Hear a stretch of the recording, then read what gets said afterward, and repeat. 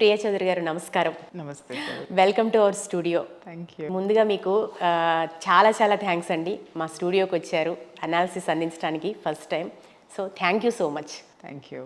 నాకు కూడా, ఎందుకంటే మీ స్టూడియో నుంచి కూడా మంచి మంచి ఇంటర్వ్యూస్ వస్తాయి, ఓకే, మంచి సబ్జెక్టు ఇస్తున్నారు. సో నాకు కూడా చాలా సంతోషం. మీరు సామాజిక మాధ్యమాల్లో మానవ సంబంధాల గురించి, సనాతన ధర్మం గురించి, సామాజిక, ఆర్థిక, సాంస్కృతిక ఇలా చెప్పుకుంటూ పోతే చాలా విషయాలని అనర్గళంగా మాట్లాడతారు. మీకు ఫాలోవర్స్ కూడా చాలామంది ఉన్నారు. అయితే అందరిలో ఒక ఆసక్తి ఉంటుంది మీ కుటుంబ నేపథ్యం గురించి తెలుసుకోవాలని. మాకు కూడా అదే ఆసక్తి ఉంది. మీ కుటుంబ నేపథ్యం ఏంటి? మా ఫాదర్ది గుంటూరు డిస్ట్రిక్ట్, తెనాలి దగ్గర వేమూరమ్మ. మా మదర్ది వచ్చేసి కృష్ణా జిల్లా విజయవాడ. నేను పుట్టింది పెరిగింది అంతా కూడా కృష్ణా జిల్లా విజయవాడలో, కృష్ణలంక, చౌదరిపేట. ఓ రెండు కృష్ణా గుంటూరు. ఇటు తాతగారు అమ్మ వాళ్ళ నాన్నగారు వచ్చేసి ఆయన కమ్యూనిస్ట్ నాయకుడు. సో చిన్నప్పటి నుంచి కూడా కొంచెం మా ఇల్లంతా కాస్త జనంతోటి వాళ్ళతోటి వీళ్ళతోటి, మా చిన్నప్పుడే మా తాతగారు కాలం చేయటం జరిగింది. బట్ మేము పెరుగుతూ ఆయన అసలు ఎలా, ఇప్పుడు ఏవైతే నేను కౌన్సిలింగ్స్ చేస్తున్నానో ఆయన అప్పుడు చేసేవారు. ఆయన పొద్దున్నే లేవగానే మా ఇంటికి పక్కనే కట్ట అంటారనమాట. అంటే దాన్ని ఏమంటారు, ఇట్స్ ఏ నది రాకుండా వేస్తారు కదా, ఆనకట్ట కట్ట అంటారు, కృష్ణలంక కట్ట అంటారు దాన్ని. సో అది దాటి కాలకృత్యాల కోసం వెళ్ళేవారు ఆయన పొద్దున. ఆయన పెద్ద ఆజానుబాహుడు, చాలా hectic personality, is a very glamorous personality అనమాట. అయితే ఆయన పొద్దున్నే మార్నింగ్ నేచర్ కాల్స్కి వెళ్ళిన మనిషి మళ్ళీ ఇంటికి వచ్చేసరికి ఆయన ఆఫీస్ టైం అయ్యేదనమాట. ఏంటి అని అంటే, అక్కడ నేచర్ కాల్స్ అయిపోయి రిటర్న్ వచ్చేటప్పుడు అక్కడ ఉన్న లేబర్ అందరికీ ఈయన లీడరు, కమ్యూనిస్ట్ నాయకుడు అనమాట. వాళ్ళ పంచాయతీలన్నీ తీర్చొచ్చేవాళ్ళు. సో తాతగారి ఇన్ఫ్లుయెన్స్ మీ మీద బాగా ఉంది. మైట్ బి అప్పుడప్పుడు అదే అనుకుంటా. మా వాళ్ళు అందరూ అంటారు, మళ్ళీ ఎవరు లేరు, నువ్వు ఎందుకు ఇంత రెబల్గా తయారయ్యావు, నువ్వు ఎందుకు ఇట్లా తయారయ్యావు అంటే, నేను ఒక్కొక్కసారి కూర్చుని అనాలిసిస్ చేసుకుంటే చిన్నప్పటి నుంచి కూడా నాకు క్యూరియాసిటీ ఉండేది. మా తాతగారు ఎలాంటి తగులు తీర్చేవారు, ఎలా తీర్చేవారు, ఎందుకు అనంటే ఆయన పేరు చెబితే ఇప్పటికీ కూడా, అంటే కొంతమంది ఉన్నారు, బ్రతికే ఉన్నారు. మా తాతగారు కృష్ణారావు, కొల్లిపర కృష్ణారావు గారు అనమాట. ఆయన పేరు చెప్పంగానే అసలు చాలా గొప్పగా, అసలు వడల మనిషి ఇలా చెప్పేస్తూ ఉంటారు ఆయన గురించి. అమ్మ అలా అమ్మ ఇలా అమ్మ అని చెప్పేసి అని పంచాయతీలు చేయడంలో నెంబర్ 1 అనమాట ఆయన. సో వాళ్ళ కుటుంబ గొడవలు, అన్నదమ్ముల ఆస్తుల కొట్లాటలు, అవి ఇవి మొత్తం అంతా మళ్ళీ ఆయన ఆఫీస్ నుంచి రాగానే మళ్ళీ స్టార్ట్, మళ్ళీ పార్టీ ఆఫీసు, పార్టీ తగులు, పార్టీ పంచాయతీలు, ఇవి అంతా ఆయన లైఫ్ అంతా ఒక పోరాట నేపథ్యంలో నడిచింది. ఓకే, ఇంకేముంది, 100% తాతగారి ఇన్ఫ్లుయెన్స్. అంటే ఇక్కడ రెండు చెప్పాలి. విషయం ఏంటంటే, మా ఫాదర్ వైపు అంతా వెల్ ఎడ్యుకేటెడ్. మా మదర్ వైపు అంతా కూడా మొత్తం అంతా వీళ్ళు బిజినెస్ ఫీల్డ్, మోటార్ ఫీల్డ్ అనమాట. మీకు తెలుసు విజయవాడ అంటే ఆటో ఫీల్డ్ ఎక్కువ ఉంటుంది. బస్సులు చిన్నప్పటి నుంచి మా మేనమామలు వాళ్ళు అంతా కూడా ఆ బిజినెస్ నేపథ్యంలో ఉన్నారు. అక్కడ సరస్వతి ఉంది, ఇక్కడ వచ్చేసి నాయకత్వం ఉంది. సో ఇవి రెండు నేను అడాప్ట్ చేసుకున్నాను అనుకోవచ్చు. మీ విద్యాభ్యాసం ఎలా సాగింది? ఇట్స్ కామన్ అమ్మ. అంత అంటే ఒకటి ఏంటంటే, చిన్నప్పటి నుంచి స్కూల్లో నేను ఫస్ట్ క్లాస్ స్టూడెంట్. సో తర్వాత కాలేజ్ డేస్, కాలేజ్ వచ్చిన తర్వాత నుంచి నాకు ఇంటర్ వచ్చేసరికి అంతా కూడా నాకు ఒక ఆలోచన ఏమొచ్చింది అని అంటే, ఇప్పటిలాగా కాంపిటీషన్ అప్పుడు లేవు, ఎదిగిపోవాలి లేకపోతే ఏదో చేయాలని. నాకు చిన్నప్పటి నుంచి ఏంటంటే, చిన్నప్పుడే మా ఫాదర్ చనిపోయారు నాకు at the age of 3 years. అప్పటి నుంచి కూడా కొన్ని ఆర్థిక పరిస్థితులు, ఆర్థికంగా మనము మన కాళ్ళ మీద మనం నిలబడితే, మనం ఎవరి యొక్క పెత్తనం మన మీద ఉండదు కదా. సో ఎవరి ముందు మనం చేతులు కట్టుకొని నిలబడక్కర్లేదు కదా అని చెప్పేసి ఒక ఆలోచన నాకు ఉండేది. దానికి ప్లస్ మా అమ్మమ్మ, ఆవిడ ఎంత బాగా మమ్మల్ని తీర్చిదిద్దారు అంటే, ఆవిడ నా 10th క్లాస్ అవ్వగానే, నేను 10th క్లాస్ లాస్ట్ ఎగ్జామ్ రాసి ఇంటికి రాగానే, ఇంట్లో ఒక 4-5 పిల్లలు ఉన్నారు వరండాలో కూర్చొని. వరండా అంటే కొత్తగా ఉంది కదన్నమాట, చాలా తర్వాత. మాది పెద్ద ఇల్లు, ఒక 300 గజాల్లో ఇల్లు అన్నమాట. వరండాలో పిల్లలు ఉన్నారు. ఏంటమ్మమ్మ ఈ పిల్లలు ఉన్నారంటే, అవును ఈ రోజు నుంచి నువ్వు వీళ్ళకి ట్యూషన్ చెప్తున్నావు, ఒక్కొక్కళ్ళకి ట్యూషన్ ఫీజు 50 రూపీస్ అని చెప్పింది అనమాట. అప్పట్లో ట్యూషన్ ఫీజు 50 రూపీస్. అవును, అనగానే సంతోషం వేసింది నాకు. అమ్మ ఈ రోజు నుంచి నాకు డబ్బులు వచ్చేస్తాయి, నేను సంపాదించుకుంటున్నాను అని చెప్పేసాను. అలా మాకు ఒక వ్యక్తిత్వం, ఏర్పడడానికి ఆవిడ నిజంగా చాలా మాకు మంచి దారి చూపించారని అనుకోవచ్చు. అమ్మమ్మ ఇన్ఫ్లుయెన్స్ అంటే ఆవిడ ఎప్పుడు చెప్పేది, మనం ఏది చేసినా ఇద్దరికే సమాధానం చెప్పాలి. ఒకటి పైనున్నవాడికి, రెండు మన లోపల ఉన్న మనస్సుకి, అంతరాత్మకి, రాముడికి అంతరాముడికి ఇద్దరికే సమాధానం చెప్పాలని చెప్పేదన్నమాట. సో అది నా లైఫ్లో చాలా ఇన్ఫ్లుయెన్స్ చేసింది. చాలా అంటే చాలా. ఏదైనా సరే వెళ్తున్నాను అంటే అది తప్పు చేసామంటే మనకే అర్థమవుతుంది. ఒక గిల్ట్ అనేది మనలో వచ్చేస్తుంది. రైట్, మనం ఎవరికి సమాధానం చెప్పాలి, ప్రపంచం ఏదో అనుకుంటుంది అని చెప్పేసి చాలామంది అడుగులు వేస్తారు. కానీ నువ్వు నిజంగా తప్పు చేసేటప్పుడు ప్రపంచం కాదు, నీ లోపల నుంచే చెప్తారు అది తప్పు అనేది. నీ లోపల నుంచే ఆ జడ్జిమెంట్ అనేది వచ్చేస్తుంది. అది నిజంగా నేను కొన్ని డైనమిక్ స్టెప్పులు తీసుకోవడానికైనా, లేకపోతే కొన్ని విషయాల్లో నేను స్వతంత్రంగా నడవడానికి కూడా మా అమ్మమ్మ నాకు చెప్పిన ఇది మాత్రం నాకు బాగా హెల్ప్ చేసిందని అనుకోవాలి. తాతగారు ధైర్యాన్ని ఇస్తే ఇటు అమ్మమ్మ నాయకత్వాన్ని, ఇండివిజువాలిటీని, ఒక ఆధ్యాత్మికతను కూడా మీలో ఆధ్యాత్మికత వచ్చి కూడా నేను అక్కడే నేర్చుకున్నది ఏంటంటే, చిన్నప్పటి నుంచి మా ఇంట్లో ఒక ఇద్దరు అమ్మమ్మలు ఉండేవారు. ఒక ఆవిడకేమో చిన్నప్పుడే పెళ్ళి జరిగింది. ఆవిడ 14 years వచ్చేసరికి ఒక పాప పుట్టడము, ఆవిడ విడో అవ్వడము కూడా జరిగిపోయింది. ఆవిడ సన్యాసం తీసుకున్నారు. తర్వాత ఈమెకి ఈ జీవితం ఇలా జరిగిందని ఇంకొక అమ్మమ్మ అసలు పెళ్ళే చేసుకోలేదు. పెళ్లి చేసుకోకుండా ఆవిడ సన్యాసం తీసుకున్నారు. వీళ్ళిద్దరూ ఉండడం వల్ల ఇంకొక పిన్ని వచ్చేసి తన లైఫ్లో ఒక యాక్సిడెంట్ జరగడంతో షీ డిడ్ంట్ గెట్ మ్యారీడ్. ఆవిడ ఈ సనాతన ధర్మంలోనే ఉండేవారు. సో మా చిన్నప్పటి నుంచి ఏంటంటే మా అమ్మమ్మ వాళ్ళ ఇంట్లో ఎప్పుడూ కూడా సాధువులు, తర్వాత పీఠాధిపతులు వీళ్ళందరూ మా ఇంటికి వచ్చి వెళ్తూ ఉండేవారు అనమాట. చూడండి మా ఇల్లు, నేను పెరిగిన వాతావరణం ఒకటి అబ్సల్యూట్గా కమ్యూనిజం. మా తాతగారు ఆ భావజాలము అంటే తప్పుని తప్పు అని ఖండించడము, అన్యాయాన్ని ఎదిరించేటటువంటి గుణము అక్కడే ఉంది. అండ్ ఇక్కడ వచ్చేసరికి ఈ ధర్మం పట్ల, మన యొక్క సనాతన ధర్మం పట్లకి సంబంధించినటువంటి సబ్జెక్టును ప్రబోధించేటటువంటి ఆ యొక్క మాస్టర్స్ మా ఇంటి నిండా ఉండేవారు. అంటే ఇవి రెండూ చాలా బ్యాలెన్సింగ్గా నా లైఫ్లో చాలా బాగా ఉపయోగపడినాయి. ఎందుకంటే వచ్చిన వాళ్ళందరి దగ్గర అందరూ వాళ్ళు వచ్చిన తర్వాత మా ఇంట్లోనే కూర్చొని కొన్ని రోజులు భగవద్గీత నేర్పించడము. మా అమ్మమ్మ కూడా ఏంటంటే చిన్నప్పుడు ఒక అమ్మమ్మ పెళ్లి చేసుకున్న అమ్మమ్మ, ఆవిడ ప్రిన్సిపల్, స్కూల్ ప్రిన్సిపల్. సో ఆవిడ కూడా మాకు చిన్నప్పటి నుంచి కొన్ని నేర్పింది. రోజుకు ఒకటి భగవద్గీతలో ఒక పద్యం చదివి ఆవిడకి అప్పచెప్పాలి తాత్పర్యంతో సహా. ఒక రోజు కాతే 2 రోజులు, 2 రోజులు కాతే 3 రోజులు, కానీ రోజు అది చదవాలి అంతే. దాన్ని అర్థం చేసుకోవాలి. ఆ తాత్పర్యం అంటే చేతులు కట్టేసుకుని చదివేసి చెప్పేయటం కాదు, దాన్ని నీ లైఫ్లో నీకేం అర్థమైందో చెప్పాలి ఆవిడకి. సో అలా ఒక ఎనాలిసిస్ అనేది కూడా ఒకటి లోపల నుంచి రావడం జరిగింది. సో ఒకటి పోరాటము, 2 ధర్మము. ధర్మ పోరాటం అయింది ఇప్పుడు. అవి 2 కలిపి. సో ఎక్సలెంట్ ఫ్యామిలీ అండి, డెఫినెట్గా. సో అది మీలో కనిపిస్తుంది ఇప్పుడు అడుగడుగునా. Thank you. ఫ్యామిలీ కాకుండా ఇంకా స్కూల్లో టీచర్స్ కావచ్చు, లేక ఫ్రెండ్ సర్కిల్స్ కావచ్చు, ఎట్లాంటి ఇన్ఫ్లుయెన్స్ మీకు ఉండేది? టీచర్స్ని చెప్పుకోవాలంటే మా టీచర్స్ హైలైట్ అండి. నాకు కొంతమంది పేర్లు గుర్తులేవు, క్షమించాలి. కానీ ఒక్క టీచర్ మాత్రం చాలా ఇన్ఫ్లుయెన్స్డ్, యుగంధర్ మాస్టర్ గారు అని చెప్పేసి అని. నేను 4th క్లాస్ నుంచి 10th క్లాస్ వరకు ఆయన స్కూల్లోనే, కవితా నికేతన్ అని చెప్పేసి అని ఆ స్కూల్లో చదవటం జరిగింది. అద్భుతం ఆ మాస్టర్. ఆయన వల్లనే అసలు నాకు ఒక సబ్జెక్టుని ఎలా అవలీలగా అర్థం చేసుకోవడం ఎలాగా, దాన్ని అంశాన్ని పట్టుకోవడం ఎలాగా అనేది ప్రతి ఒక్కటి కూడా గైడ్ చేయడం అనేది మాత్రం ఆయన నుంచి నేర్చుకున్నాను. ఇన్ని సంవత్సరాల తర్వాత తలుచుకున్నాను మాస్టరు. అందరి సమక్షంలో కెమెరా సాక్షిగా చెప్తున్నారు, థ్యాంక్ యూ సో మచ్.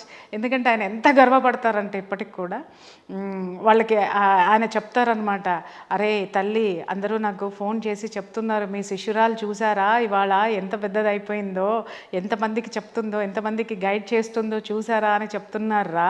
నేను చాలా హ్యాపీ ఫీల్ అవుతున్నాను. He's around 70 years right now. But ఆయన చాలాసార్లు అడిగారు, అమ్మ కలుద్దాము ఒకసారి రా తల్లి నా దగ్గరికి, అంటే నాకు కుదరలేదు.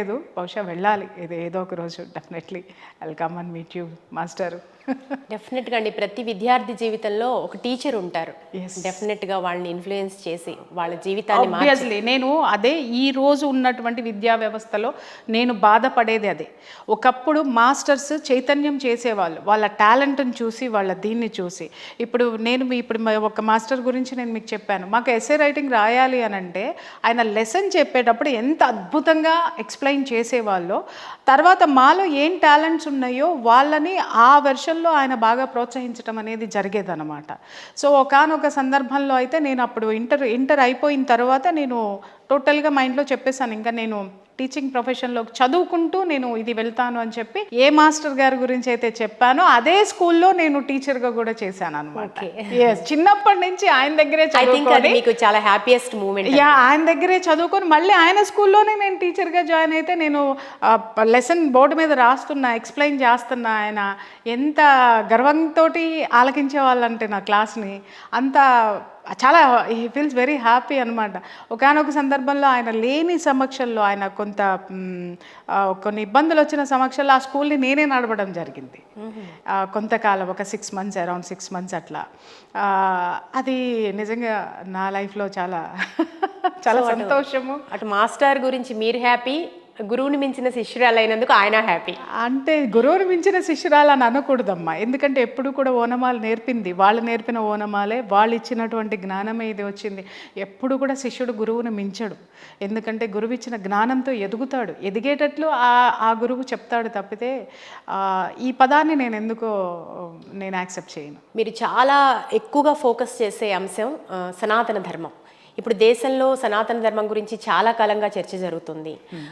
దేశానికి అసలు సనాతన ధర్మం వల్ల ఇప్పుడున్న పరిస్థితుల్లో ఉపయోగం ఏంటంటారు? మీరెందుకు ఎక్కువగా ఫోకస్ చేస్తూ అటువైపు మళ్ళారు? నేను మీకు ఇందాక చెప్పాను, నేను 2 పోరాటాల మధ్య నేను పెరిగాను. నా చిన్నప్పటి నుంచి ఇవాళకి ఏదో ప్రియా చౌదరి భుజాలను వేసుకుని సనాతన ధర్మాన్ని మోస్తుంది అనుకోవడం అనేది అది ఎవరు తెలియని వాళ్ళు మాట్లాడేటటువంటి మాట. నా చిన్నప్పటి నుంచి నా ఇంట్లో గురువుల మధ్య పెరిగాను నేను.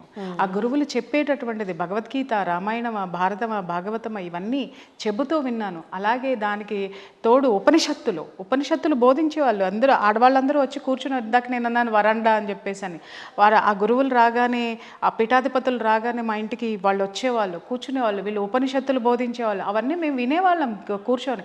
ఇప్పుడు అందరూ ఈ యూట్యూబ్లు ఇవన్నీ చూసుకుంటూ కూర్చొని ఏమి నేర్చుకుంటున్నారు అనేది అది వాళ్ళ విఘ్నతకే వదిలేయాలి. పిల్లలకి ఏమి నేర్పుతున్నారో, తల్లిదండ్రులు ఏమి నేర్చుకుంటున్నారో తెలియదు. చిన్నప్పటి నుంచి కూడా మన యొక్క జీవన విధానము, మన యొక్క సంస్కృతి ఎంత గొప్పదో, నాగరికత అనేది భూమి పుట్టినప్పటి నుంచి కూడా అద్భుతమైనటువంటి నాగరికత అనేటటువంటిది మొట్టమొదటిసారిగా ఏర్పడి ప్రపంచం కంటే ముందు నిలిచినటువంటి దేశం భారతదేశం. ఇది కర్మభూమి. ఇక్కడ ప్రతి కర్మ జరుగుతుంది. పూర్వజన్మలో నువ్వు చేసుకున్నటువంటి కర్మ ఇక్కడే నువ్వు అనుభవించాల్సి వస్తుంది. గుడ్ కర్మ చేయడానికి, మంచి కర్మలు చేయడానికి కూడా నీకు ఇక్కడ గురువులు ఉన్నారు. ఈ స్థలము ఎన్నో తీర్థయాత్రలు, దేవుళ్ళు పుట్టినటువంటి స్థలం అండి ఇది. ఈ దేశం ఎంత గొప్పదైనటువంటి దేశం గురించి వినడం కానీ, ఆ గురువుల గురించి తెలుసుకోవడం కానీ, మన వేదాలు కానీ, ఉపనిషత్తులు కానీ అవన్నీ వింటూ ఉంటే అసలు మనం ఎవరం? అసలు ఈ ప్రపంచంలో మనం ఎన్ని జన్మలెత్తితే ఇంత గొప్ప భాండాగారము, జ్ఞాన భాండాగారము భారతదేశం. ఈ భాండాగారంలో ఆ జ్ఞానాన్ని ఎంత తీసుకోగలుగుతామో అది చాలామందికి తెలియనటువంటి విషయాలు అన్నమాట. సో అట్లా ఆ చిన్నప్పటి నుంచి నాకు అది బ్లడ్లో ఉండిపోయింది కూడా. ఎప్పుడు కూడా ఇప్పుడు చాలామంది అడుగుతారు, మేడం మీరు ఎప్పుడు కూడా ట్రెడిషనల్గా కనిపిస్తారండి అనేసి. మోడర్న్గా ఉండనా అంటే ఖచ్చితంగా ఉంటాను. కానీ మోడ్రన్ అంటే ఏంటి? ఉన్నతంగా ఉండడం అనేది మోడ్రన్. అది నేను నమ్మినటువంటిది. కానీ ఎందుకు ట్రెడిషనాలిటీ అంటే నా చీరకట్టులో ఉన్న గొప్పతనం నాకు తెలుసు, నా బొట్టులో ఉన్న గొప్పతనం నాకు తెలుసు, నా జుట్టులో ఉన్న గొప్పతనం నాకు తెలుసు, నా నగలు, నా అలంకరణలో ఉన్నటువంటి గొప్పతనం ఏంటో, దానిలో వచ్చే ఎనర్జీ ఏంటో నాకు తెలుసు. కాబట్టి నేను దాన్ని వదిలిపెట్టను, నేను దాన్ని మోస్తాను. ఎందుకు అనంటే నా రక్తంలో అది జీర్ణించుకుపోయింది, నా సంస్కృతి ఏంటి అనేది. సో కాబట్టి ఇవాళ రాను ఇప్పుడు మీరు అడిగారు ఇది ఎంతవరకు అవసరం ఉందండి భారతదేశంలో అంటే, అసలు సనాతన ధర్మం అనే పదం ఎక్కడుంది అని అడుగుతున్నాను నేను. ఈరోజు విద్యా వ్యవస్థ, అసలు విద్య ఎలాంటి విద్య ఈరోజు అందిస్తున్నారు? నేను ఇందాక చెప్పాను, మా టీచర్ నాకు ఇన్స్పిరేషన్ అండి అని చెప్పాను.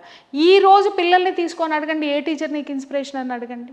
అసలు ఏ టీచర్ని వాళ్ళు ప్రేమిస్తున్నారని అడగండి, ఏ టీచర్ని గౌరవిస్తున్నారని. అలాగే ఏ టీచరు పిల్లవాళ్లలో ఉన్నటువంటి టాలెంట్ను గుర్తించి వాళ్ళని దాంట్లో ప్రోత్సహించేటటువంటి స్వతంత్రత ఈ టీచర్లకు ఎక్కడుందో అడగండి. నేను టీచర్లను తప్పు పట్టడం లేదు. అందరూ ఏంటంటే ఒక సాలెగూడు చట్రంలో ఇరుక్కున్నారు. ఏంటా సాలెగూడు అనంటే డబ్బు సంపాదించడం కోసం మాత్రమే చదువులు అనేటటువంటి సాలెగూడులో చిక్కుకుపోయి ఉన్నారు. జ్ఞానం ఎక్కడ ఉంది? ఆ జ్ఞానం అనేటటువంటిది పోయి అజ్ఞానంలో మనం ఉన్నాం. ఈరోజు ఎంత అజ్ఞానంలో ఉన్నాము అనంటే సనాతన ధర్మం అంటే ఏంటి అంటే ఎవరికీ చెప్పడానికి లేదు. నిజంగా చెప్పటానికి లేదు. మా గురువులు నాకు చెప్పింది ఒకటి, సనాతన ధర్మం అంటే ఏంటి అని అంటే ప్రకృతికి పక్కవాడికి ఇబ్బంది కలిగించకుండా నువ్వు అనేటటువంటి నీ జీవితము 10 మందికి దారి చూపించే విధంగా ఉండడమే సనాతన ధర్మం అని చెప్పారు. అండర్స్టాండ్? ఈరోజు మనం ఎలాంటి జీవితంలో ఉన్నాం చెప్పండి? హై వాల్యూమ్ పెట్టేసుకుంటాం, హై వాల్యూమ్ పెట్టేసుకుని పక్క ఫ్లాట్ ఆడి ఎట్టపోతే నాకు ఎందుకు, నేను ఉంటా. హై స్పీడ్లో రోడ్డు మీద వెళ్ళిపోతూ ఉంటారు, 150 స్పీడ్లో వెళ్ళిపోతూ ఉంటారు. ఎన్ని యాక్సిడెంట్లు జరుగుతూ ఉంటాయో ఎవరికి తెలుసు? ధర్మం అనేది ఎవరికి పట్టింది? ధర్మం అంటే ఏంటి తల్లి? అది ఎవరికి తెలియదు. ఇవన్నీ ఈరోజు నేర్పాల్సినటువంటి అవసరం ఉంది. అది లేదు. మీరు అనొచ్చు, మీరు ఇందాక అడిగారు ఏంటంటే అది ఈ దేశానికి ఎందుకు అవసరం అంటే, ఒక పెళ్ళికి వెళ్తున్నాను ఇవాళ, నేను పెళ్ళిళ్ళకి వెళ్ళడం మానేశాను. దయచేసి ఎవరు ఏమనుకోకండి, నన్ను పిలవద్దు కూడా. ఎందుకు? కారణం ఏంటి? ఎందుకంటేనమ్మా, ఒకప్పుడు పెళ్లి చూడడం అంటే పెళ్లి కూతురు కూర్చుంటే పెళ్లి కూతురు వెనక కనీసం 10-15 మంది కూర్చునేవాళ్ళు. పిల్లలు కానీ పెద్దోళ్ళు కానీ లంగా ఓణీలు వేసుకుని పెళ్లి కావాల్సిన పిల్లలు కూర్చునేవాళ్ళు. అలాగే ఒక 2 పెద్దోళ్ళు నుంచునేవాళ్ళు, ఏది ఆ క్రతువులు చేయించడానికి, మంచి చెడు చెప్పడానికి, అవన్నీ అందించడానికి. అలాగే ఇటు పెళ్లి కొడుకు వెనకాల పెళ్లి కొడుకు ఫ్రెండ్స్ కూర్చొని ఉండేవాళ్ళు. ఎంత సరదాగా సందడిగా పెళ్లి సందడి అంటారు. ఓకే, సందడి కాస్త ఈరోజు ఎద్దడిగా మారిపోయిందన్నమాట. అదేంటి, మందిరం నిండా ఎవరుంటున్నారండి? కెమెరామెన్లు ఉంటున్నారు. మందిరం నిండా ఎవరుంటున్నారండి? జనాలు ఎవరన్నా ఉంటున్నారా? 10-15 మంది కెమెరాలు ఉండేసి 4-5 కెమెరాలు పట్టుకుని బ్రాహ్మణుణ్ణి కనీసం ఒక క్రతువు చేయనిస్తున్నారా అండి? ఒక్క మాట. ఫస్ట్ బ్రాహ్మణుడు పెళ్లికి ముందు గౌరీదేవి వ్రతం చేసి కంకణం కడతాడు. పొద్దున్నే మార్నింగ్ పూజ చేసి కంకణం కడతాడు. ఆ కంకణానికి అర్థం ఏంటో చెప్పండి. నువ్వు కట్టావుగా కట్టు. కంకణం ఎందుకోసం అంటే కెమెరా కోసం. అప్పుడు కంకణం ఇలా చూడండి, మీరు మంత్రాలు ఆపండి పంతులు గారు, ఒక్క నిమిషం ఇలా చూడండి. మంత్రం మీద ధ్యాస ఉండదు, ఫోటో మీద ఫోజు మీద ధ్యాస ఉంటుంది. ఆ కంకణము ఈ యొక్క బ్రాహ్మణుడు ఇచ్చేటటువంటి మంత్రం నుంచి వచ్చేటటువంటి శబ్దము ఏదైతే ఉందో ఆ శబ్ద తరంగాలు ఆ పెళ్లి కొడుకు కానీ పెళ్లి కూతురు చుట్టూ ఒక రక్షణా వలయం కింద ఏర్పడతాయి. మనిషి జీవితంలో ఒక ప్రైవసీ అనేది లేదు. రక్షణా వలయం కింద ఎందుకు ఏర్పడతాయి అంటే దానికి ఒక అర్థం ఉంది. ఇది ఇట్స్ ఎ వాస్ట్ సబ్జెక్ట్ అమ్మా, నేను చెప్తున్నాను కదా. ఇవాళ పిల్లలందరూ పిచ్చ ఫోన్లు పట్టుకొని పిచ్చి కథలు, పిచ్చి రీల్స్ చేసుకుంటూ పోతున్నారు. ఒరే, మన పురాణాలు, మన వేదాలు, మన ఉపనిషత్తులు, వీటన్నిటినీ తిరగేయండి. ఎక్కడా లేనంత, ఇందాక నేను చెప్పాను, జ్ఞాన భాండాగారమే మన దాంట్లో ఉంది. ఇవాళ ఆ పెళ్ళిళ్ళకి వెళ్ళిన తర్వాత కెమెరామెన్లే ఇప్పుడు తాళి కట్టేది కూడా ఎలా కట్టాలనేది వీడు చెప్తున్నాడు. అరే, తాళి కట్టి మంత్రం చెప్పడానికి కూడా ఒక బ్రాహ్మణుడికి ఈరోజు ఆ స్థితి లేకపోయిందమ్మా. మంత్రం చెప్పేటటువంటి స్వతంత్రత కూడా బ్రాహ్మణుడు కోల్పోయినాడు. ఇవాళ మొత్తం పెళ్లి కూతురు వస్తుందమ్మా. ఒకప్పుడు పెళ్లి కూతురుని చూస్తే భలే అనిపించేది తెలుసా, ఎంత సిగ్గుపడేవాళ్ళు.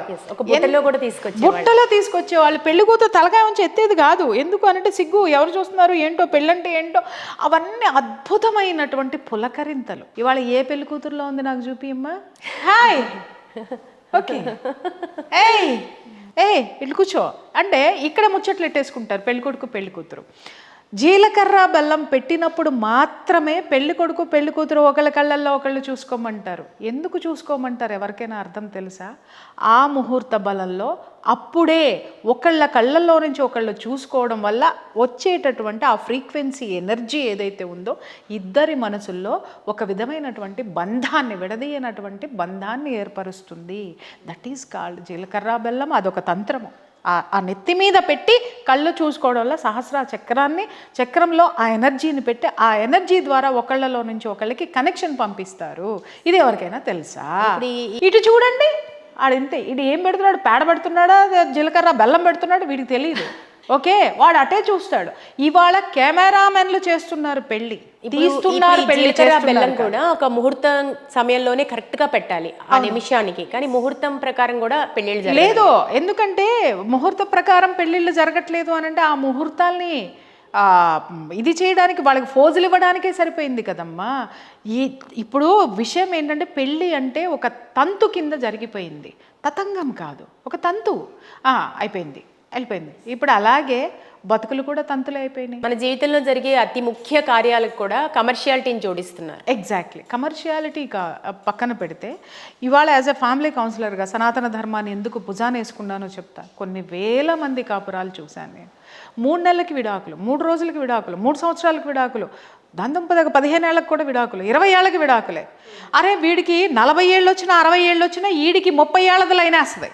లైన్ వేయంగానే వీడు ఇన్ని సంవత్సరాల వరకు ఉన్నటువంటి దాంపత్యాన్ని తెంచేసేసుకుని దాని వెనకమాల పోతానే ఉంటాడు. వీడికి ధర్మం తెలియదు. ఏం ధర్మమో, ఒక బిడ్డని ఒక భార్యని చేసుకొని బిడ్డల్ని కన్న తర్వాత నాతి చరామి అని ఒక ప్రామిస్ చేశాడు. ఆ ధర్మం వాడికి తెలుసా? అరే నేను ఇవాళ ఈ భార్య బిడ్డని నేను వదిలేసి నా సుఖం కోసం నేను పోతున్నాను అంటే కరెక్ట్గా వీడికి 60 ఏళ్ళు, దానికి 35 ఏళ్ళు అమ్మ. వీడు ఎన్ని రోజులు దాన్ని సుఖపెట్టగలుగుతాడు? అది వీడిని చేసుకుంది అంటే 2 కారణాలు ఉంటాయి. ఒకటి ఆర్థికపరమైనటువంటి కారణము, రెండోది అవసరం. ఆ అవసరం తీరిన తర్వాత ముసలోని పక్కన కూర్చోబెట్టి, ఇది యంగ్ అండ్ ఎనర్జెటిక్గా ఉంటుంది, ముసలోని పక్కన కూర్చోబెట్టి నా మొగుడని చెప్తుందా? అవసరం తీరిన తర్వాత అది ఉంటుందా? డెఫినెట్గా ఉండదు. అప్పుడు మళ్ళీ వెనక్కి తిరిగి చూసుకుంటే మళ్ళీ ఇతగాడికి కావాల్సిన వాళ్ళు ఎవరు? భార్య బిడ్డలనే అనుకుందాం. ఆ భార్య బిడ్డల దగ్గరికి నువ్వు మళ్ళీ వెనక్కి వచ్చినా అవి అతకని బతుకులే అవుతాయి తప్ప అతుక్కునేవి అవుతాయా? ఎప్పటికీ అవ్వవు. ఎందుకంటే నువ్వు ఒక పెద్ద అగాధాన్ని నింపిపోయినావు ఇక్కడ. ఎందుకంటే ఈ కుటుంబంలో బాధ కలిగినప్పుడు నువ్వు లేవు, సంతోషాన్ని పంచుకుంటానికి నువ్వు లేవు. ఇక్కడ ఏదైనా ఒక గాయం తగిలితే ఆ గాయాన్ని మాన్చడానికి నీ మాటలు లేవు, నీ చేతలు లేవు. నువ్వు ఏమీ లేకుండా ఒక శూన్యాన్ని నువ్వు ఇక్కడ క్రియేట్ చేసేసి వెళ్ళిపోయావు. మళ్ళీ నువ్వు వచ్చిన తర్వాత ఈ శూన్యంలో నిన్ను నువ్వు నింపుకోవడానికి నువ్వు ఎంత ప్రయత్నించాల్సి ఉంటుంది? ఎందుకంటే ఆ స్థితికి ఈరోజు ఎందుకు చేరుకుంటున్నారు జనము? ఎలా అయిపోయిందంటే ఈడిగాతో ఇంకొకడు, ఇదిగాతో ఇంకొకటి, ఇలా అయిపోయింది జీవితం. నన్ను అడగండి, నేను చెప్తా. వీడు కాకపోతే ఇంకొకడు అన్నవాళ్ళు ప్రతి ఒక్కళ్ళు ఏ ఒక్కళ్ళ దగ్గర మనశ్శాంతిగా లేరు, ఏ ఒక్కళ్ళతోటి బాండింగ్లోనూ లేరు. ఎందుకని అంటారు, ఒకప్పుడు వివాహం అంటే వివాహ బంధం విచ్ఛిన్నం కావడం ఎక్కడో ఒక చోట చూసేవాళ్ళం మనం. అది కూడా చాలా బలమైన కారణం ఉంటే. కానీ ఈ మధ్యకాలంలో చిన్నగా ఏదో తుమ్మితే దగ్గితే ఊడిపోయే ముక్కులాగా ఉంది పరిస్థితి. ధర్మము ఎక్కడ ఉంది? ఎవరు నేర్పుతున్నారు? చిన్నప్పటి నుంచి ఒక చిన్న విషయమే చెప్తా, దానికి మీకు లాక్స్ అన్నీ ఓపెన్ అవుతాయి. మగవాడు బయటికి వెళ్ళి పని చేసుకుని వచ్చి సంపాదించాలి. ఇద్దరు పెళ్లి చేసుకున్నారు, భార్య భర్త ఇద్దరు ఉన్నారు. భర్త బయటికి వెళ్ళి సంపాదించుకొని రావాలి, కుటుంబాన్ని నడపాలి. భార్య చెయ్యవలసింది ఏంటి అని అంటే కన్నటువంటి పిల్లల్ని, ఆ ఇంటిని సముదాయించుకోవాలి. భార్య అనేటటువంటి పదార్థం అర్థమైందా? ఇలా ఉన్నంత కాలం కూడా సంసారాలు చాలా భద్రంగా, చాలా అసంతృప్తులు ఉన్నా కూడా అడ్జస్ట్ చేసుకుంటూ కూడా బలంగా నిలబడినాయి. ఎందుకంటే ఈ తక్కెడి ఇలా ఉండేది, ఒక బ్యాలెన్స్ ఉండేది. ఎందుకంటే ఇతన్ని బయటికి వెళ్ళి తీసుకురాకపోతే ఈమెకి జీవితం లేదు, ఈమె ఇక్కడ ఉండి పెళ్ళాం బిడ్డల్ని ఇంటిని చూడకపోతే అతనికి ఇది లేదు. ఇంకొకటి సమాజం అనేటటువంటిది ఒక బంధంలో, ఒక చట్రంలో, ఒక ధర్మంలో ఉంది. ఆ ధర్మం నుంచి నేను బయటకు వచ్చానంటే నన్ను సమాజం వెలేస్తుంది అనేటటువంటి భయం కూడా ఉండేది. ఈ రోజు ఏమైందమ్మా, ఇవాళ భార్యాభర్తలు ఇద్దరూ ఉద్యోగాలు చేయాలా? ఎలా అయిపోయింది అని అంటే ఆర్థిక స్వాతంత్రం కావాలి. వద్దు అని నేను ఎప్పుడు చెప్పను, స్త్రీకి ఆర్థిక స్వాతంత్రం ఉండే తీరాలి. కానీ ఆర్థిక స్వాతంత్రం ఇవాళ ఎలా వెళ్ళిపోయింది అని అంటే బిడ్డలకి మంచి భవిష్యత్తు ఇవ్వాలి అని చెప్పి వీళ్ళిద్దరూ చాలా గొప్పగా సంపాదనలోకి దిగిపోయి పిల్లల్ని తీసుకొని వెళ్ళి హాస్టల్లో బారేస్తున్నారు. పిల్లల్ని చూసుకుంటానికి ఆయాలు వస్తున్నారు. పిల్లల్ని చూసుకోవడానికి అత్త మామలతోటి నీకు సఖ్యత ఉండడం లేదు. నువ్వు ఎవరినీ చూసుకోలేకుండా నువ్వు రంగు కాగితాల కోసం నువ్వు పరిగెట్టుకొని వెళ్ళి వెనక్కి తిరిగి నువ్వు వచ్చిన తర్వాత నీ జీవితంలో నీకేం మిగులుతుంది? ఓల్డ్ ఏజ్ హోమ్ మిగులుతుంది. ఇదా జీవితం? ఇదా భారతదేశపు చరిత్ర? ఇదా బంధము? ఇదా భార్యాభర్తలు మన వివాహ వ్యవస్థకు ఉన్నటువంటి గౌరవం? ఇదా అని నేను అడుగుతున్నాను. ఈ స్థితికి ఈరోజు ఎందుకు వచ్చాం? ఓల్డ్ ఏజ్ హోములు చూడండి, 5 స్టార్ హోటల్స్ ఉన్నట్టున్నాయి. ఏం కర్మ పట్టిందండి? కోట్లు సంపాదించినటువంటి వాళ్ళు, కోట్లు ఆస్తులు పిల్లలకి ఇచ్చినటువంటి పేరెంట్స్ ఈరోజు అక్కడికి వెళ్ళి ఒక్కొక్కళ్ళు వాళ్ళను వాళ్ళు కొంతమంది చెప్తారు, ఇక్కడే నాకు హాయిగా ఉందండి అంటే ఏంటి? నీ బిడ్డల్లో ప్రేమ లేదు, నీ బిడ్డలు నీకు ప్రేమ పంచలేదు, లేదా నీ కోడలు నిన్ను గౌరవించలేదు, లేదా నీ అల్లుడు నిన్ను దూరం పెట్టాడంటే కారణం ఏంటి? ధర్మం మర్చిపోయారు ఇక్కడ. అది నువ్వు చెప్పాలా? ధర్మంలో ఉన్న ఫ్యామిలీ నుంచి నువ్వు తెచ్చుకోవాలా? అవతల ఫ్యామిలీ ఎలాంటిదని చూడలా, డబ్బు చూసావు. డబ్బు ఎంతుంది, ఏమిస్తారు, ఏం చేస్తారు, ఎంత పెడతారు, ఇది చూసుకొని చేసుకుంటున్నారు తప్ప ఒకప్పుడు సంబంధం చూడాలి అని అంటే కుటుంబం మంచిదైతే, బాగా పేదవాడైనటువంటి పేద కుటుంబంలో నుంచి ఒక వ్యక్తి బాగా చదువుకున్నాడంటే ఉన్నతమైనటువంటి కుటుంబంలో నుంచి వచ్చి చాలా గౌరవంగా పెళ్లి చేసుకుని వెళ్ళేవాళ్ళు. రైట్? అమ్మాయి వచ్చేది, ఎందుకంటే ఎఫిషియెంట్ పర్సన్ కాబట్టి. ఓకే, తర్వాత అలాగే పేదింట్లో ఉన్నటువంటి అమ్మాయి అన్ని విధాలుగా గుణగణాలు ఉంటే కోటీశ్వరులు వచ్చి ఏరి కోరి చేసుకొని వెళ్ళేవాళ్ళు. ఎందుకంటే ఆ కుటుంబంలో ధర్మం ఉంది, ఆ కుటుంబం యొక్క గౌరవ మర్యాదలు ఆ పిల్లకి నేర్పారు. ఈ గౌరవ మర్యాదలు వాళ్ళకి కావాలి. ఆ కుటుంబాన్ని, అంత పెద్ద కుటుంబాన్ని సంభాళించాలంటే గౌరవ మర్యాదలు కావాలి, ధర్మంలో ఉండాలి, అందరినీ చూసుకునేటటువంటి ఆ శక్తి ఆ ఉమెన్లో ఉండాలి, ఆ స్త్రీలో ఉండాలి. ఆ స్త్రీ ఎక్కడుందో ఎత్తుక్కొని మరీ చేసుకొని వెళ్ళేవాళ్ళు. ఇవాళ ఏమైంది, ఎంత సంపాదిస్తుంది, ఎన్ని లక్షల ప్యాకేజ్ వస్తుంది, ఏం ప్యాకేజ్లు వస్తున్నాయి, ప్యాకేజ్ పెళ్ళి కూడా ప్యాకేజ్ అయిపోయింది, 3 రోజుల ప్యాకేజ్ అయిపోయింది. నిజంగా అందరూ ఊడ్చుకుని వెళ్ళిపోయిన తర్వాత నువ్వెంత ఖర్చు పెట్టావు, మా నాన్నకి 10 లక్షలు ఎందుకు ఖర్చు పెట్టిచ్చావు ఈమె అడుగుతుంది. మీ నాన్న ₹1,00,00,000 ఇస్తానన్నాడు, ఎందుకు ఇవ్వలేదని వీడు అడుగుతాడు. అదేంటి పెళ్ళి ఇద్దరం కలిసి చేసుకుందాం అనుకున్నాం, షేరింగ్ అనుకున్నాం కదా. పెళ్ళిళ్ళు షేరింగ్ ఏంటమ్మా మీ పిండాకోడు, పెళ్ళిళ్ళు షేరింగ్ ఏంటి, ఉన్న దాంట్లోనే చేసుకోండి. షేరింగుల్లో అంత గొప్పగా ఎవడికో ముక్కు మొహం తెలియనాడికి కోట్లకు పోసి ఒక పూట భోజనానికి నువ్వు కోట్లు ఖర్చు పెట్టి జీవితాంతం నువ్వెందుకు తనుకుంటున్నావు అంటే నీకు ఇక్కడ ఏం కావాలో నువ్వు మర్చిపోయావు. నీ సంసారానికి ఏం కావాలి, ఒక పొదుపు కావాలి, ముందు చూపు కావాలి, భవిష్యత్తు మీద అవగాహన ఉండాలి. ఇవన్నీ ఏ తల్లి ఏ ఆడపిల్లకి నేర్పిస్తుంది, ఏ తండ్రి ఏ మగపిల్లవాడికి నేర్పిస్తున్నాడు చెప్పండి. ఎందుకు నేర్పించడం లేదంటే ధర్మం అనేటటువంటిది వీళ్ళకి ఎవరు చెప్పలేదు, వీళ్ళు నేర్చుకోలేరు, దాంట్లో లేరు కాబట్టి వీడికి తెలియదు, వీళ్ళ పిల్లలకి ఆమెకి తెలియదు, ఆమె పిల్లకి చెప్పడం లేదు. ఏం చెప్తున్నారు, అమ్మ నీకు అక్కడ పడకపోతే వచ్చేసి ఉండాల్సిన అవసరం ఏంటి అని అంటుంది. నువ్వుంటావు, ఆ అమ్మాయికి 40 ఏళ్ళు వచ్చేదాకా మీరుంటారు, 40 ఏళ్ల తర్వాత ఆ అమ్మాయి బతికేంటి. అలాగే పిల్లోడికి కూడా నేను చెప్తున్నా, అరే ఇది కావచ్చు ఇంకొకటి దాన్ని ఇచ్చి చేస్తావు, దానికంటే భయంకరమైనది వస్తుంది, ఏం చేస్తావు, దాంతో 2 మొట్టుకాయలు వేయించుకుంటే దీంతో 4 మొట్టుకాయలు వేయించుకుంటే ఎక్కడుంది నీకు మనశ్శాంతి. నీ అహాన్ని చూపించడానికి కోసం మాత్రమే, నీ అహం సాటిస్ఫై అవ్వడం కోసం మాత్రమే బ్రతకాలని అనుకొని అహమో చల్లారదు, లోపల ఉన్నటువంటి అంతరాత్మ మనశ్శాంతిగా ఉండనివ్వదు. సో ఒక తప్పు మొత్తం కుటుంబ వ్యవస్థని చిన్నాభిన్నం చేసి ఇదంతా ధర్మాన్ని పాటించకపోవడం వల్లే కదా. ధర్మం అంటే ఇప్పుడు అడగండి మీరు, నా కుటుంబంతో నేను ఎలా ఉండాలి, సమాజంతో నేను ఎలా ఉండాలి, ఇతరులతో ఎలా ఉండాలి, స్నేహితులతో ఎలా ఉండాలి, నేను సంపాదించిన దాంట్లో ఎంత నేను సమాజం కోసం, కొంత మనం సమాజం కోసం ఖర్చు పెట్టాలి. ఎందుకు ఖర్చు పెట్టాలంటే ఈ సమాజం యొక్క అండ ఉంటేనే నువ్వు ముందుకెళ్తావు, ఈ సమాజం యొక్క సహకారం ఉంటేనే రేపొద్దున నువ్వు ఏదైనా సాధించగలుగుతావు. అందుకని సమాజానికి నువ్వు ఖర్చు పెట్టాలి. దాంట్లో కొంత దాన ధర్మాలు చేయాలి. ధర్మాలు నేనెందుకు చేయాలి అని అంటే, ఎస్ నీకు ఎక్కడో ఉన్నటువంటి ఒక శక్తి ఏదో ఒక రూపంలో నీ దగ్గరికి రాబట్టి నువ్వు గొప్పవాడివి అయ్యావు కాబట్టి ఖచ్చితంగా భగవంతుడు ఏ రూపంలో తీసుకుంటాడు అంటే లేని వాడికి నువ్వు చేసేటటువంటి సేవ నుంచే అతను ఆ శక్తిని తీసుకుంటాడు. ఎందుకంటే ఇచ్చిన తర్వాత తీసుకున్నవాడు వీడినే కాదు భగవంతుడిని కూడా ప్రైజ్ చేస్తాడు. అది భగవంతుడికి ఇష్టం. అరే వీడు నాకు మంచి చేస్తున్నాడు కాబట్టి వీడికి ఇంకో ₹2 ఎక్కువ రావాలి, ఇంకో 2 లక్షలు కావాలి, ఇంకో 2 కోట్లు వీడికి ఎక్కువ ఇస్తాను అని భగవంతుడు కూడా మెచ్చాలి. ఇంకొకటి, పేదవాడికి ఎందుకు దాన ధర్మాలు చేయాలంటే వీడు హ్యాపీగా ఉంటేనే ప్రకృతి ప్రశాంతంగా ఉంటుంది. వీడు ఆకలితో ఉంటే వీడిలో ఉన్నటువంటి ఆ యొక్క నేర ప్రవృత్తి పెరిగిపోవచ్చు, ఈర్ష్య పెరిగిపోతుంది, ద్వేషం పెరిగిపోతుంది, అనీవెన్గా ఉంటుంది ప్రపంచం.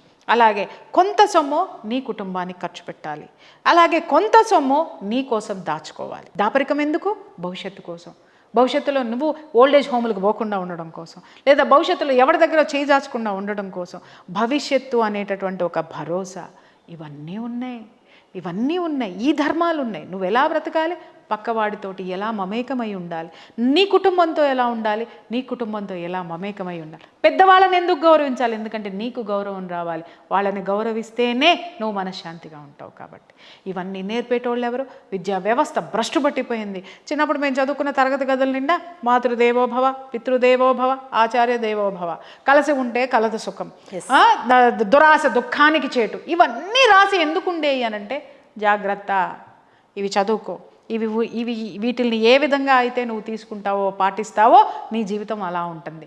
పాటించకపోయి వీటిల్ని పెద్ద అయిన తర్వాత కూడా గుర్తు చేస్తూ ఉంటాయి, చిన్నప్పుడే చదివాను నేను, దాన్ని ఫాలో అవ్వలేదు అని.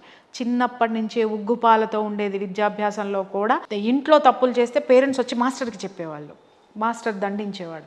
అలాగే స్కూల్కి రాకుండా వాడు స్కూల్ ఎగ్గొట్టో ఆమె స్కూల్ ఎగ్గొట్టో ఏదైనా పిచ్చి పనులు చేస్తే వచ్చి పేరెంట్స్కి చెప్పేవాళ్ళు.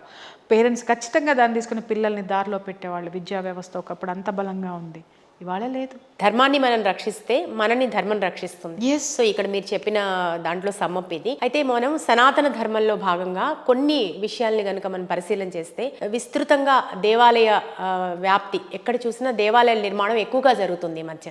సో ఇది సనాతన ధర్మంలో భాగమే అంటారా? దేవాలయ నిర్మాణానికంటే దేవాలయాలు కూల్చివేయటం ఎక్కువ జరుగుతుందమ్మా, దాన్ని ఎవరు మాట్లాడటం లేదు.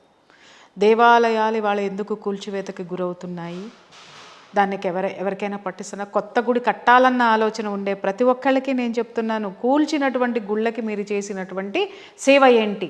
మనం చూసాము ఆంధ్రాలో 360 గుళ్ళు కూల్చబడ్డాయి. అర్థమైందా? తెలంగాణలో మనం రోజుకు ఒక చోట ఎక్కడో ఒక చోట చూస్తూనే రీసెంట్ గా కూడా ఒక ఇష్యూ చూసి కూల్చిన దాన్ని కట్టలేని వాడివి కొత్తది కట్టి కూల్చడానికి ఇస్తావా? కూల్చిన దాన్ని కట్టే స్థితి లేని నీ సనాతన ధర్మము, నీలో లేనటువంటి సనాతన ధర్మము, నీలో లేనటువంటి భక్తి కొత్త గుడి ఎందుకు కడుతున్నావు? కూల్చమనా? ఇదే అడుగుతున్నాను నేను. ఉన్న వాటిల్ని సంరక్షించుకోండి, ఉన్న వాటిల్ని పరాయి వాళ్ళ బారిన పడకుండా కాపాడుకోండి. అది ఒక్కటే అంత పెద్ద ఇది. ఇప్పుడు మీరన్నారు గుళ్ళను కట్టాలి, రావాలి, మన ధర్మం మనం కాపాడుకోవడానికి కట్టాలి. అలాగే కూల్చిన వాటికి కూడా నీ సమాధానం ఏంటి, నీ సేవ ఏంటి, నీ బాధ్యత ఏంటి, అది కూడా గుర్తించాల్సినటువంటి అవసరం ఉంది. ఎక్కడ చూసినా కూడా చెట్టుకొకరు పుట్టుకొకరు దొంగ బాబాలు పుట్టుకు రావడం. ఉమ్మేసే బాబా ఒకరు అంటారు, ఎంగిల్ నీళ్ళు ఇచ్చే బాబా ఒకరు, తన్నే బాబా ఒకరు. సో విచిత్రంగా ఉంటున్నాయి ఆ బాబాలు ఇచ్చే ఒక పద్ధతి కూడా. సో ఏంటి ఈ దొంగ బాబాల పరిస్థితి? నీ బలహీనత నా బలం, నా పెట్టుబడి. అర్థమైందా తల్లి? ఈ ఉమ్మేసే బాబాల్ని, తన్నే బాబాల్ని, తన్నించుకునే బాబాల్ని ఆ ప్లేస్ వదిలి ఇంకో చోటుకి రమ్మని వీళ్ళందంటారు, వీళ్ళ ముఖం మీద ఉమ్మేస్తారు. అక్కడ ఉన్నటువంటి ఆ యొక్క అజ్ఞానం ఏదైతే ఉంటుందో, ఆ నిరక్షరాస్యత ఏదైతే ఉంటుందో, ఇల్లిటరేట్ ఉన్న పీపుల్, లేకపోతే మూఢభక్తి మూఢ విశ్వాసాలు ఉన్న చోట మాత్రమే ఇలాంటి వాళ్ళందరూ వెలుగుతూ ఉంటారు. మనకి చూడ్డానికి చాలా జుగుప్సాకరంగా ఉంటుంది. నేను ఒక ప్రశ్న అడుగుతాను, సమాధానం చెప్పండి. ఇంత పెద్ద మీడియా ఉంది మనకి, ఇంత పెద్ద గొప్ప సోషల్ నెట్వర్క్ ఉంది మనకి.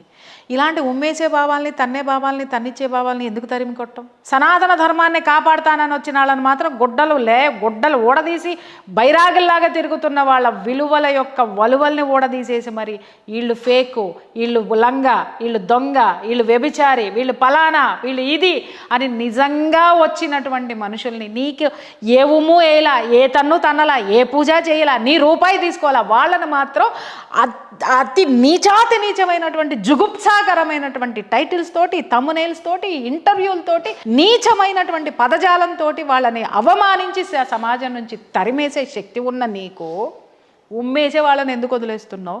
తన్నే వాళ్ళని ఎందుకు వదిలేస్తున్నావు? డబ్బులు, హోమాలని, యజ్ఞాలని, యాగాలని దోపిడీలు చేసేటటువంటి దొంగ సన్యాసుల్ని ఈడ్చి కొట్టేటటువంటి శక్తి వీళ్ళకి ఎందుకు లేదు? ఈరోజు చాలా స్టూడియోలో చాలామంది కూర్చొని మాట్లాడుతూ ఉంటారు, నాకు నిజంగా నవ్వొస్తూ ఉంటుంది అనమాట. ఆ పండితుల్ని, ఆ బాబాజీల్ని కొంతమందిని చూస్తూ ఉంటే వాళ్ళు ఎన్ని చేస్తున్నారో మాలాంటి వాళ్ళకి తెలుసు. Because we are seniors. వాళ్ళ దాష్టికాలు ఎంత ఉన్నాయో మాకు బాగా తెలుసు. కానీ స్టూడియోల్లో కూర్చోబెట్టి విపరీతంగా గురూజీ, గురువుగారు అదండి ఇదండి. నేను అడుగుతున్నాను, కూర్చొని మీటింగులు చెప్పి స్వామీజీలు స్టూడియోలకు వచ్చి కూర్చొని అదేంటి సూర్యరశ్మి రోజు ఇది చెయ్యండి, చంద్రగ్రహణం రోజు ఇది చెయ్యండి, ఈ పండగ రోజున 6000 సంవత్సరాల తర్వాత 19,000 అరే ఇవాళ వచ్చిన రోజు కూడా 19,000 సంవత్సరాల తర్వాత వచ్చి తగలడింది. అప్పుడు ఈ ఒక్క రోజు కూడా ఒక గొప్పతనం ఉంది. ఎందుకు 6,000 సంవత్సరాలే చెప్తారు వీళ్ళు అంటే, 6,000 సంవత్సరాలు మనం 6 సంవత్సరాల కిందకి 6 రోజుల కిందకే వెనక్కి తిరిగి చూసుకునే తీరిక ఓపిక మనకు లేదు. 6,000 సంవత్సరాల పంచాంగం ఎక్కడ దొరకాలి, మనం ఎప్పుడు చూడాలి, ఎవడో చూడడం. కాబట్టి ఒక హైప్ వీడి ఇచ్చేసుకుంటాడు. అనగానే మన ఎర్రి జనము ఇలా చూస్తారు. ఇక్కడ లాభపడే వాళ్ళు ఇద్దరు, ఒకళ్ళు మీడియా, రెండో వాడు కూర్చొని చెప్పేటోడు. నేను చెప్తున్నాను, జనంలోకి మీరు ఎందుకు రారు? జనానికి ఏం చేస్తున్నారు? జనం మధ్యలోకి వచ్చి మీరు సత్సంగాలు ఎందుకు పెట్టరు? ధర్మం గురించి ఎందుకు మాట్లాడరు? కెమెరాల్లోనే ఎందుకు మాట్లాడుతున్నారు? మీరు చేసే పూజలకి ఎందుకు కడుతున్నారు? సరే కట్టాలి, ఎందుకంటే మీ సంస్థలు నడవాలి, మీరు తీసుకోండి. నేను ఎక్కడ దానికి నేను నో చెప్పను. ఖచ్చితంగా ఎనర్జీ ఎక్స్చేంజ్ అనేది ఉండాలి. మీరు చేసే పూజలకి డబ్బులు ఇవ్వాల్సిందే, మీరు తీసుకోవాల్సిందే. కానీ మీరు సమాజానికి చేసింది ఏంటో నాకు చెప్పండి. అది నేను మీ సిగ్నేచర్ స్టూడియో ద్వారా కెమెరా సాక్షిగా ఆ యొక్క సోకాల్డ్ పర్సనాలిటీస్ని అందరినీ అడుగుతున్నాను. నువ్వు ఇక్కడ కూర్చొని ఇంకొకరిని దొంగ అని మాట్లాడేటప్పుడు నీ దొంగతనాలు నేను చెప్పనా? ఎక్కడ పెట్టుకుంటావు తలకాయ? నువ్వు ఏం చేసావో సమాజానికి చూపించు. మన ధర్మం ఎందుకింత భ్రష్టు పట్టిపోయిందంటే, ఈ భ్రష్టాచార్యులు ఎవరైతే ఉన్నారో కూర్చొని ప్రామాణికం లేనటువంటి విషయాలు ప్రమాణాలతో సహా చెప్తూ కూర్చున్నారు చూసావా? ఇలాంటి వాళ్ళందరి మాటల్ని ఆ కెమెరా వెనక అంటే టీవీ ముందు కూర్చొని లేకపోతే సెల్ ఫోన్లు చూసుకుంటూ నమ్మేటటువంటి అజ్ఞానులు ఉన్నారు చూసావా? వాళ్ళు ఉన్నంత వరకు కూడా ఇదే జరుగుతుంది. వాళ్ళని తరిమి కొట్టే రోజు రాదా అంటే ఖచ్చితంగా వస్తుంది. ఎందుకంటే చూసి చూసి చూసి చాలామందికి జ్ఞానులకి యోగులకు కూడా ఇసుకొచ్చింది, చిరాకు వచ్చింది. ఎందుకంటే వాళ్ళు ఎక్కడో ముక్కు మూసుకొని తపస్సు చేసుకుంటున్నారు, వాళ్ళు ఎక్కడో సముద్రం ఒడ్డునో ఆ అడవుల్లోనో పోయి పూజలు వ్రతాలు ఏవో చేసుకుంటున్నారు. అవన్నీ ఏం చేస్తున్నారు అంటే, అరే ఈ సమాజానికి పొంచి ఉన్నటువంటి ప్రమాదాన్ని కాపాడడానికి ఈ శక్తులన్నీ ఇలా పెట్టుకొని కూర్చుంటే వాళ్ళని ఎవరు దేకరు, వాళ్ళ దగ్గరికి ఎవరు పోరు. వాళ్ళు అయ్యో ఈ సమాజంలో ఈ రుగ్మత ఉంది, రూపం ఆవడానికి మీరు రండి అని ఎవరిని పిలవరు. స్టూడియోల్లోకి మాత్రం వచ్చి కూసేసుకుని కొంతమంది కూర్చుంటారు. సో వీళ్ళని మాత్రం పిలిచేస్తూ ఉంటారు. ఎవరు ఏమన్నా మాట్లాడుకోండి, ఏ కృష్ణైనా చెయ్యండి, ఏ సవాళ్ళైనా విసరండి, నేను సిద్ధంగా ఉన్నాను ఎవడు దొంగో ఎవడు లంగో ప్రూవ్ చేయడానికి. అండి వెల్ సెడ్ అండి, చాలా బాగా చెప్పారు. ఇకపోతే ఇంకొక విషయం, ఇంపార్టెంట్ విషయం, ప్రజలు చాలా ఇష్టం చూపిస్తున్నారు తమ పనులు మానుకొని కూడా తీర్థయాత్రలు చేయడానికి. ఇది సనాతన ధర్మ వ్యాప్తిలో భాగం అంటారా, లేక పాపం పెరిగిపోయింది అనుకోవచ్చా? నేను ఒక్క విషయం చెప్తాను, తీర్థయాత్రలు చేయాలమ్మా, నిజంగా చేయాలి. ఇప్పుడు నేనున్నాను, నాకు చాలా ఎక్కువగా అదే చెప్తున్నా, దాని ఆ విషయానికే వస్తున్నా.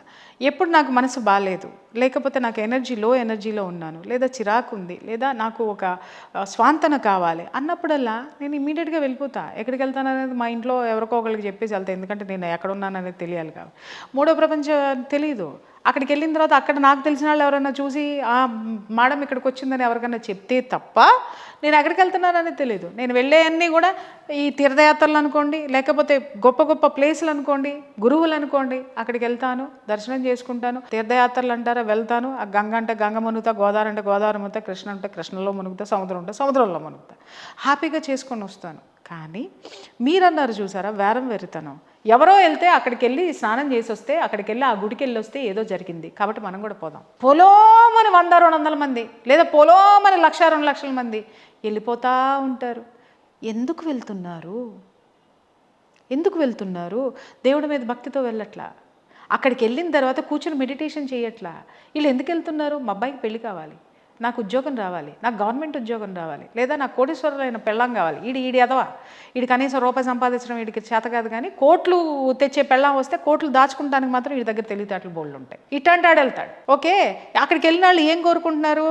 ఓకే నేను వెళ్ళాను కదా నాకు వీసా రావాలి అంటే ప్రతి ఒక్కడు currency currency currency currency currency. ఎవ్వడూ కూడా ఫలానా చోటుకి వెళ్తే ఆ తీర్థంలో మునిగితే, ఆ నదిలో మునిగి స్నానం చేస్తే, తీర్థయాత్రకి వెళ్ళాం, ఆ తీర్థయాత్రలో నదిలో మునిగి స్నానం చేస్తే నా కర్మలు పోయి నా జ్ఞానం ఏమొస్తుందో, కర్మలు పోయి అనగానే ఇక్కడ ఇంకొక నిర్వచనం రావచ్చు, మునిగి లేవగానే పోతాయా అని. పోవు. ఆ స్థితిలో మనం ఆ ఎనర్జీని తీసుకుంటాం. వాటర్కు ఉన్న ఎనర్జీ అంతా ఇంత కాదు. 3 సార్లు మునుగుతాం. ఎందుకు చెప్పండి? వాటర్లో ఎందుకు మునుగుతాం చెప్పండి? మనం మునిగిని లేచినప్పుడు ఆ వాటర్ మన లోపల ఉన్నటువంటి నెగటివ్ థాట్స్ని క్లీన్ చేసేస్తుంది, రైట్? ఆ వాటర్ తీసేసుకుంటుంది. మీరు చూడండి, ఇట్ ఈస్ సైంటిఫికల్లీ ప్రూవ్డ్. ఒక గ్లాస్ వాటర్ పట్టుకొని మీరు ఆ వాటర్ నెగటివ్ మాట్లాడుతూ ఉండండి, ఎవరినైనా తిడుతూ ఉండండి, దాన్ని తీసుకొని వెళ్ళి మైక్రోస్కోప్లో పెట్టండి, మొత్తం నెగిటివ్ ఎనర్జీస్ ఉంటాయి. మీరు అది పట్టుకుని ఒక ప్రవచనం, ఒక భక్తితరమైన పాటో, లేకపోతే ఎవరినైనా ప్రైజ్ చేయటమో, లేదా మిమ్మల్ని గురించి మీరు గొప్పగా మాట్లాడుకోవటమో చూడండి, పాజిటివ్ ఎనర్జీస్ ఉంటాయి వాటర్లో.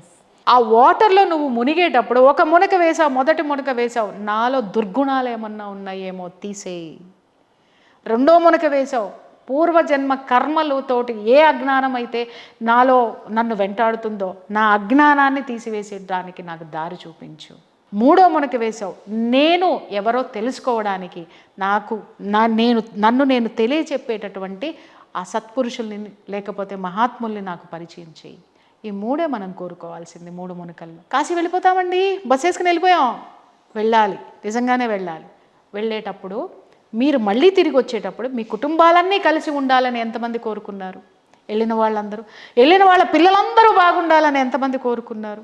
అలాగే వెళ్ళిన వాడి నా ఊరు మొత్తం పచ్చగా ఉండాలి 10 కాలాల పాటు, నా ఊరిలో ఉన్న ప్రతి ఒక్క కులపు వాడు, ప్రతి ఒక్క వృత్తిలో ఉన్నవాడు ఆ వృత్తి గొప్పగా ఉండాలి, ఆ కులంలో ఉన్నవాడు గొప్పవాడు కావాలి, ప్రతి ఒక్కళ్ళు ఉద్ధరించబడాలి అని చెప్పి మునిగిన వాళ్ళు ఎవరు ఉన్నారు చెప్పండి?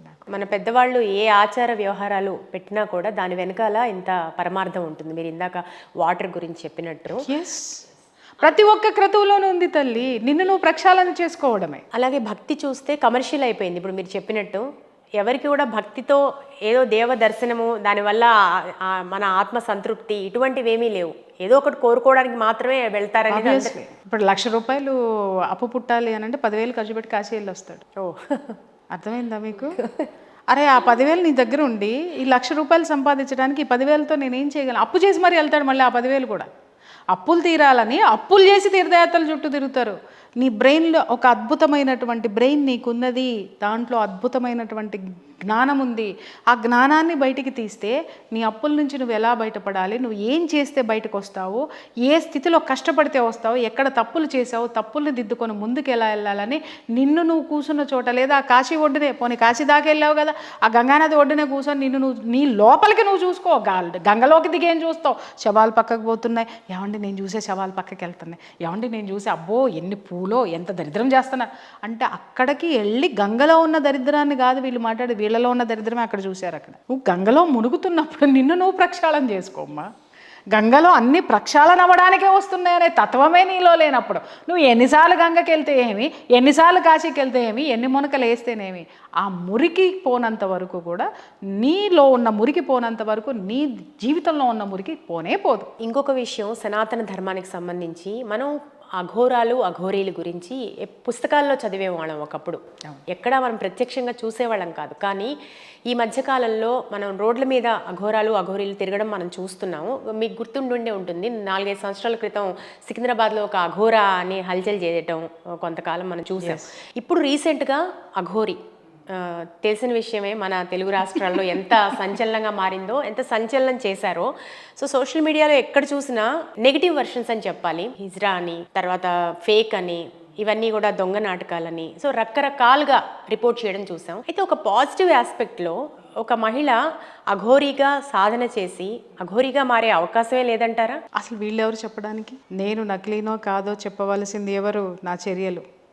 ఆవిడ ఏ చర్యలు చేసిందని వీళ్ళు నకిలీ అని చెప్పారు? ఒక మాట. ఇంకొక మాట, చాలామంది మాట్లాడుతున్నారు, ఆవిడ నకిలీ అన్నారు, నేను కూడా మీతో ఏకీభవిస్తా, నకిలీనే, నాకు సాక్ష్యాలు కావాలితే తీసుకురా. ఆమె ఎవరినన్నా ఎక్కడైనా ఏ చెడ్డ పనులు చేసింది, లేకపోతే ఏ అసాంఘిక చర్యలకి పాల్పడింది, తర్వాత ఏ నేరాలు చేసింది, ఏ ఘోరాల్లో ఉంది, అవన్నీ నాకు తీసుకొచ్చి చూపించు. ఒకటే నేను చెప్పాను, she's not hijra, she's not transgender. అమ్మాయి వ్యభిచారం చేసేసింది, వ్యభిచారురాలు అని చెప్పేసి అని ఎన్ని ఛానల్స్ కూసి కూసి కూసి పెట్టినాయో వాళ్ళందరికీ ఒకే ఒక్కటి అమ్మాయికి సంబంధించినటువంటి వాస్తవము, సర్టిఫికెట్టు నేను సాక్ష్యాధారాలతో సహా బయటపెట్టి నేను ప్రూవ్ చేశా. రైట్? ఇప్పుడు నేను అడుగుతున్నాను, మీరు నకిలీ అని మాట్లాడినటువంటి ప్రతి ఒక్కడు దేన్ని బేస్ చేసుకుని నకిలీ అన్నారు? కనీసం అమ్మాయితో 2 రోజులు ఉన్నారా మీరు? ఆ అమ్మాయి ఎక్కడి నుంచి వచ్చిందో కనీసం కనుక్కోగలిగారా మీరు? అసలు ఆ అమ్మాయి ఎక్కడ పుట్టిందో, నా తల్లిదండ్రులు ఎవరు, నేనేంటి అని ఆ అమ్మాయి చెప్పింది. చెప్పినటువంటి చోటికి మీరు వెళ్ళారు తప్ప మీ అంతటా మీరు కనుక్కొని పోలేదే. సరే అక్కడికి వెళ్ళారు, అక్కడ కూడా పాప ఏమండి మా పిల్లోడు చిన్నప్పటి నుంచి వెళ్ళిపోయాడండి అనగానే తమ్మునేలు ఒకటి వచ్చేస్తుంది, మేము వాడిని ఇంట్లో నుంచి గెంటేసాం, చిచ్చి వాడి ముఖం కూడా చూడం. ఎవరి తమ్మునేల్స్ పెట్టేవాళ్ళు? 10th క్లాస్ అన్నా పాస్ అయ్యి ఉన్నారా వీళ్ళు? ఆమీర్పేటలో కూర్చొని ఒక 2 నెలలో 3 నెలలో ట్రైనింగ్లు తీసుకొని, ఎస్ఈఓలుగా ట్రైనింగ్లు తీసుకొని ఇక్కడికి వస్తారు. వీడియో వెళ్ళకపోతే యాజమాన్యాలు జీతాలు ఇవ్వవు కాబట్టి వాడికున్న జ్ఞానమే అక్కడ ప్రకటితమవుతుంది. తంబునైల్స్లో ఉన్నటువంటి తంబునైల్స్ చూసినటువంటి వాళ్ళకి నేను చెప్తున్నాను, పెట్టే వాళ్ళకి చెప్తున్నాను, ఆ తంబునైల్ చూస్తేనే అర్థమవుతుంది వాడికి ఎంత జ్ఞానం ఉంది అనేది, ఆ ఛానల్కి ఎంత జ్ఞానం ఉంది అనేది, ఆ ఛానల్కి ఎంత పొటెన్షియాలిటీ ఉంది అనేది అక్కడే అర్థమవుతుంది. అర్థమవ్వట్లేదా? సరే దుర్మార్గుడే, ఈమె దుర్మార్గురాలు అని పెట్టండి, అంతేగాని అసలు ఎంత నీచాతి నీచం. ఒకటి రాశాడు, ఆమె గురువు కోసం, గురువుని సెక్షువల్గా సంతృప్తి పరచడం కోసం ట్రాన్స్జెండర్ అయిందంట. రే ముండా, నీ దగ్గర ఏమన్నా సాక్ష్యాలు ఉంటే ఈ నిమిషం ఇక్కడ కూర్చుని నన్ను తీసుకొని రా. నువ్వు, నేను తీసుకొచ్చా. ఆమె 4 నెలల కిందట చేయించుకుందమ్మా, అది కూడా ట్రాన్స్జెండర్ ఆపరేషన్ కాదు. ఆమె ఒక మాతా రూపంలో తనని తాను భగవంతుడికి అర్పించుకోవాలనుకుంది, అలా సాధనలో ఉండాలని అనుకుంది. తనకు ఒక ఇంట్యూషన్ వచ్చింది. ఇంట్యూషన్ వచ్చినప్పుడు కేవలం ఆమె బ్రెస్ట్ ట్రాన్స్ప్లాంటేషన్ చేయించుకుంది. తర్వాత తన యొక్క అంగాన్ని ఆపరేషన్ ద్వారా తొలగించుకుంది. అది కేవలం నేచర్ కాల్స్కి వెళ్ళడానికి మాత్రమే ఉపయోగపడుతుంది తప్ప ఈ గోప మేధావులు కూర్చొని ఉన్నారు చూసావా, సంఘాన్ని సమాజాన్ని ఉద్ధరించేసినటువంటి సామాజికవేత్తలు కూర్చొని మాట్లాడారు చూసావా, ఆమె ఫేక్ ఫేక్ ఫేక్ ఫేక్ అని. How can she become a prostitute? How does? ఎట్లా చేయగలుగుతుంది చెప్పండి? 4 నెలల కిందట ఆవిడ మాతారూపం తీసుకున్న ఆవిడ ప్రాస్టిట్యూషన్ ఎక్కడ చేసింది? ఈ ప్రశ్నకి ఎవడైనా సమాధానం చెప్తాడా? ప్రేక్షకులకు కూడా నేను చెప్తున్నాను, థంబ్నెయిల్స్ చూడంగానే ఇంకొకటి చాలామంది కింద కామెంట్స్ పెట్టారు, ఇది దొంగ, ఇది లంగ పెట్టినాడే. అరే నువ్వు హిందువేనా? ఈ రోజు వరకు నా నోటి నుంచి హిందువు పలానా మతం అని రాలా. ఈరోజు అడుగుతున్నాను, పెట్టినాడు హిందువేనా? హిందువు అయితే వాడికి ధర్మం పట్ల, లేకపోతే వాడికి తన పట్ల తనకి గౌరవం ఏమాత్రమైనా ఉందా? నీలోనే ఐకమత్యం లేకపోతే నువ్వు ఆఘోరిని తిట్టానని నువ్వు అనుకుంటున్నావు, నీ జాతిని తిడుతున్నావు అన్న సంగతి నీకు అర్థమైందా? దిగంబరిగా సాధన చేయడం అంత తేలికైన పని కాదు నిజంగా వీళ్ళు అనుకున్నట్టుగా. ఒక్క మాట తల్లి. ఇంకొక విషయం, సాధన చేస్తున్న ఒక అఘోరిని ఒక దైవిక భావనతో చూడాల్సిన అవసరం ఉంది. కానీ ఈ రకమైన కామెంట్స్ వాళ్ళకే టార్గెట్ చేయడం ఎందుకని? అంటే ఏమొస్తుందని టార్గెట్ చేసి ఉంటారు? వ్యూవర్షిప్ వస్తుంది, పైశాచికత్వం ఆనందం ఓలలాడుతూ ఉంటుంది, తాండవం ఆడుతూ ఉంటుంది లోపల. పైశాచికత్వం అంతా తాండవం ఆడింది. నేను నా చెవులతోటి నేను విన్న కొంతమంది రికార్డ్స్ కూడా నాకు పంపించినారు. 1-2 ఛానల్స్ కూర్చొని మేము అఘోరీ గురించి మేము ఎగైనెస్ట్గా మాట్లాడుతున్నాము, ఎగైనెస్ట్గా రాస్తున్నాము, మీరు కూడా ఇలా వెళ్ళాల్సిందే. వాళ్ళు సోకాళ్ళు దిగ్గజాలు, సోకాళ్ళు ఉద్దండులు ఏమో నాకైతే తెలీదు. కాబట్టి ఆ ఛానల్ ప్రకారం వీళ్ళందరూ పొలోమనిపోయారు. ఆ అమ్మాయి ఫేకా నిజమా పక్కన పెడితే వీళ్ళు ఆ అమ్మాయిని అవమానించలేదండి, అఘోర తత్వాన్ని అవమానించారు. వీళ్ళు అనుకుంటున్నారు మాకు వ్యూవర్షిప్ వచ్చేసింది, మాకు డబ్బులు వచ్చేసినాయి, మా ఛానల్కి సబ్స్క్రిప్షన్ పెరిగిపోయింది. రేమొండ మోపుల్లారా, మీ ఛానల్కి సబ్స్క్రిప్షన్ పెరిగింది ఒక హిందువు వల్ల పెరగలేదు, నిజమైనటువంటి హిందువు వల్ల పెరగలేదు. సంఘ విద్రోహ శక్తుల వల్లనే మీ ఛానల్స్కి సబ్స్క్రిప్షన్ పెరిగింది. ఎందుకు అనంటే ఎవ్వడో కూడా అమ్మాయి ఎక్కడ దీక్ష తీసుకుంది, అమ్మాయి గురువెవరు, ఆమె ఎక్కడ సాధన చేసింది, ఆవిడ ఎక్కడ ఉంటుంది, ఇన్ని సంవత్సరాలు ఎక్కడెక్కడున్నాయి, ఆమెకి పీఠాలు ఉన్నాయి, ఆ పీఠాలు ఎక్కడున్నాయి, ఆమెకి కొంతమంది ఫాలోవర్స్ ఉన్నారు, వాళ్ళందరూ ఏ స్థాయిలో ఉన్నటువంటి వాళ్ళు తెమ్మని చెప్పేళ్ళని. ఇంకొకటి, రాసిన థంబ్నెయిల్ పెట్టిన వాడు, తీసిన వాడు, కూర్చుని మాట్లాడిన యాంకరు, ఇక్కడ కూర్చుని మాట్లాడిన గెస్టు, ఎవడైనా ఎవత్తైనా ఏదైనా కానీ ఆ వ్యక్తితోటి ఆ అఘోరీతోటి కూర్చొని కనీసం 1 వారం రోజులు ప్రయాణం చేశారా? ఏం చూసి మాట్లాడుతున్నారు? మీకు మీరు కథలు వండేస్తారా, వార్చేస్తారా? యువతల యాంకర్ చెప్తుంది అనమాట గెస్ట్కి, ఇలా చెప్పండి ఇలా నేను చూసుకుంటా, చీల్చేస్తా చూడు, దాన్ని యువతల వీడి గెస్టు లేదా ఆమె గెస్టు మాట్లాడేస్తుంది. దీనికి భక్తి లేదు, భారతదేశం పట్ల గౌరవం లేదు, మన దగ్గర ఉన్నటువంటి ధర్మం పట్ల ఏ విధమైనటువంటి నిజాయితీ లేదు. ఇలాంటి గొంతుకలు మాట్లాడినటువంటివి ఇవాళ ప్రపంచానికి విసిరారు. ఏ విత్తనాలు విసిరారు మీరు గుర్తుపెట్టుకోండి, ఏ విత్తనాలు విసిరారో ఆ మొక్కలే వస్తాయి. విమర్శల అనేటటువంటి విత్తనాలు మీరు ఎవరి మీదకి విసిరారు? సాధువుల మీదకి, సత్పురుషుల మీదకి, అఘోరాల మీదకి విసిరారు. మీరు చోకాళ్ళు జనాలను కూర్చోబెట్టి స్టూడియోల్లో కూర్చోబెట్టారు కదా, నేను అడుగుతున్నాను, వాళ్ళు ఎంత గొప్ప వాళ్ళో ప్రూవ్ చేయండి. వాళ్ళు ఏ మహిమలు చేశారో మహిమలు చూపించారు కదా. గుడ్డలు వేసుకుని గుడ్డల మాటను వీళ్ళు చేసేటటువంటి ఘనకార్యాలు నేను చెప్పనా? చాలామంది మాట్లాడుతున్నారు ప్రియా చౌదరికి పేరు కోసము అఘోరిని వెనకేసుకొస్తుందని. పేరు ఇవాళ అఘోరి ఇచ్చిందా నాకు? ఏమ్మా, అవసరం అసలు లేదు కదా. అఘోరి నాకు వచ్చి పేరు ఇచ్చిందా? పేరు కోసం ప్రియా చౌదరి చేస్తుందని అన్నావు కదా, నీ దగ్గర ఉన్న వాస్తవాలు తీసుకొని రా. ప్రియా చౌదరి డల్ అయి కూర్చుంటుంది కదా ఆయన. వాస్తవాలు తెలుసుకోకుండా ఆధారాలు లేనటువంటి ఆ యొక్క నిందలు, ఆరోపణలు చట్టరీత్యా, అండర్లైన్ దిస్ పాయింట్, ప్రేక్షకులకు కూడా చెప్తున్నాను, చట్టరీత్యా నేరము. ఇవాళ మీరు అనుకోవచ్చు అఘోరి ఏం చేయట్లేదు, ఇంకా మాట్లాడతాం. అరే రేపు కుంభమేళా అవ్వనివ్వండి, కుంభమేళా అయిపోయిన తర్వాత దక్షిణ భారతదేశంలో దట్టు తెలుగు రాష్ట్రాల్లో ఏం జరుగుతుందో చూడండి. నేను ఎందుకంటే మీరు మహా ఇన్వెస్టిగేటివ్ జర్నలిస్టులు కదా, చెయ్యండి, ఇన్వెస్టిగేట్ జర్నలిజం చేసి చెప్పండి ఏం అంటే ఇటు సోషల్ మీడియాకు కావచ్చు, అటు మీడియాకు కావచ్చు, చాలా ప్రధానమైన సమస్యలు ఉన్నాయి. సామాజిక స్పృహతో పనిచేయాల్సిన బాధ్యత ఉంది. కానీ ఇట్లా వ్యక్తి టార్గెట్గా ఈ రకమైనటువంటి స్టోరీస్ రిపోర్ట్ చేయడం కానీ, ఈ రకమైన జర్నలిజం కానీ ఎట్లాంటి పరిస్థితులకు దారితీసే అవకాశం ఉందంటారు? 2 పదాలు చాలా పెద్దవే మాట్లాడారు. ఒకటి సామాజిక స్పృహ. అసలు దీని అర్థం ఏంటో కూర్చొని వాళ్ళ స్టూడియోలో కూర్చొని యాంకర్లను అడుగు, సోకాల్డ్ యాంకర్లను అడుగు. సామాజిక స్పృహ సంస్థను నడుపుతున్న యజమానులను అడుగు. వాళ్ళకి డబ్బు మీద స్పృహ తప్ప సమాజం మీద ఎక్కడుందమ్మా? రెండోది journalism. This is not called journalism Shirisha గారు, this is called earnalism. What is that? Earnalism. Earnalism. Only earning money. Yes, they are in earnalism అండి. What you call that journalism? Don't call. దయచేసి మాట్లాడకండి అమ్మా. కనీసం జర్నలిస్ట్కి ఒక బాధ్యత ఉంటుంది. విమర్శలు ఖచ్చితంగా చేయాలి. ఖచ్చితంగా ఎంతో మందిని చీల్చి చెండాడాను నేను. వాళ్ళు ఎవరో నాకు తెలియదు, నేను ఎవరో వాళ్ళకి తెలియదు, కానీ వాస్తవాలు చీల్చే చెండాడానా నేను. అలాగే ఎంతో మందికి మద్దతు ఇచ్చా. వాళ్ళు ఎవరో నాకు తెలియదు, నేను ఎవరో వాళ్ళకి తెలియదు. వాస్తవాలు అనిపిస్తే లేదు, సమాజంలో నేను నా పరిశీలనలో నాకు తెలిసిన ప్రతి నిజాన్ని, ప్రతి వాస్తవాన్ని జనాలకి కోట్ల మందికి జారేశాను నేను ఈ రోజు వరకు కూడా. నేను చేసిన సేవ ఎవరు చేశాడమ్మా? నేను తీసినటువంటివి ఎవరు తీశారమ్మా? నేను విప్పినంత గళం ఎవరు విప్పినారమ్మా ఈ సోషల్ మీడియాలో? చెప్పండి. ఈరోజు కుటుంబ వ్యవస్థ గురించి మాట్లాడానా, ఆర్థిక పరిస్థితుల గురించి మాట్లాడానా, దేశం గురించి మాట్లాడానా, రాజకీయాల గురించి మాట్లాడానా, డివోషనల్ ఇష్యూస్ మీద మాట్లాడానా, స్పిరిచువాలిటీ మీద ఏది మాట్లాడలేదు నేను. నాకు తెలిసిన ప్రతిదీ మాట్లాడా. తెలియని దాని జోలికి కనీసం అటువైపు కన్నెత్తి కూడా నేను చూడను, పన్నెత్తి మాట్లాడాను. ఎందుకంటే తెలియని సబ్జెక్టు గురించి మాట్లాడే అర్హత నాకు లేదు.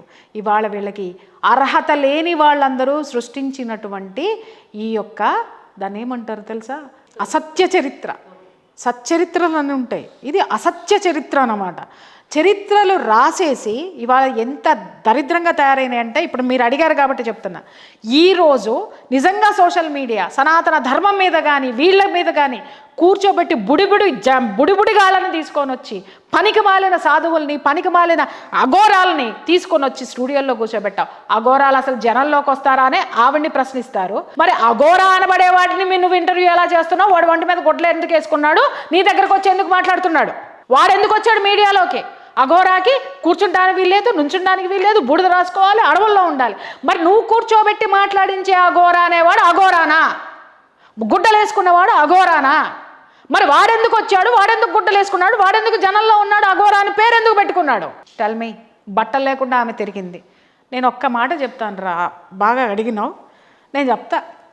ఒరే మేధావుల్లారా, మన యొక్క భారతదేశము యొక్క చరిత్రలో, భారతదేశంలో ఈ కర్మభూమిలో ఎన్నో వేల ప్రామాణికాలు ఉన్నాయి, గ్రంథాలున్నాయి, వేదాలున్నాయి, పురాణాలున్నాయి, ఉపనిషత్తులున్నాయి, ఎన్నో విధమైనటువంటి సాధనలున్నాయి, కోటాను కోట్ల సాధనలున్నాయి.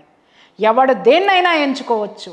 అంత విస్తృతమైనటువంటి నాలెడ్జ్ భాండాగారము మన దగ్గర ఉన్నది. ఆమె ఏ సాధనలో నుంచి వచ్చిందో తెలుసుకోవడానికి నీకు ఒక అద్భుతమైనటువంటి అవకాశము. ఆవిడ వచ్చి నగ్నంగా నీ ముందు నిలబడింది.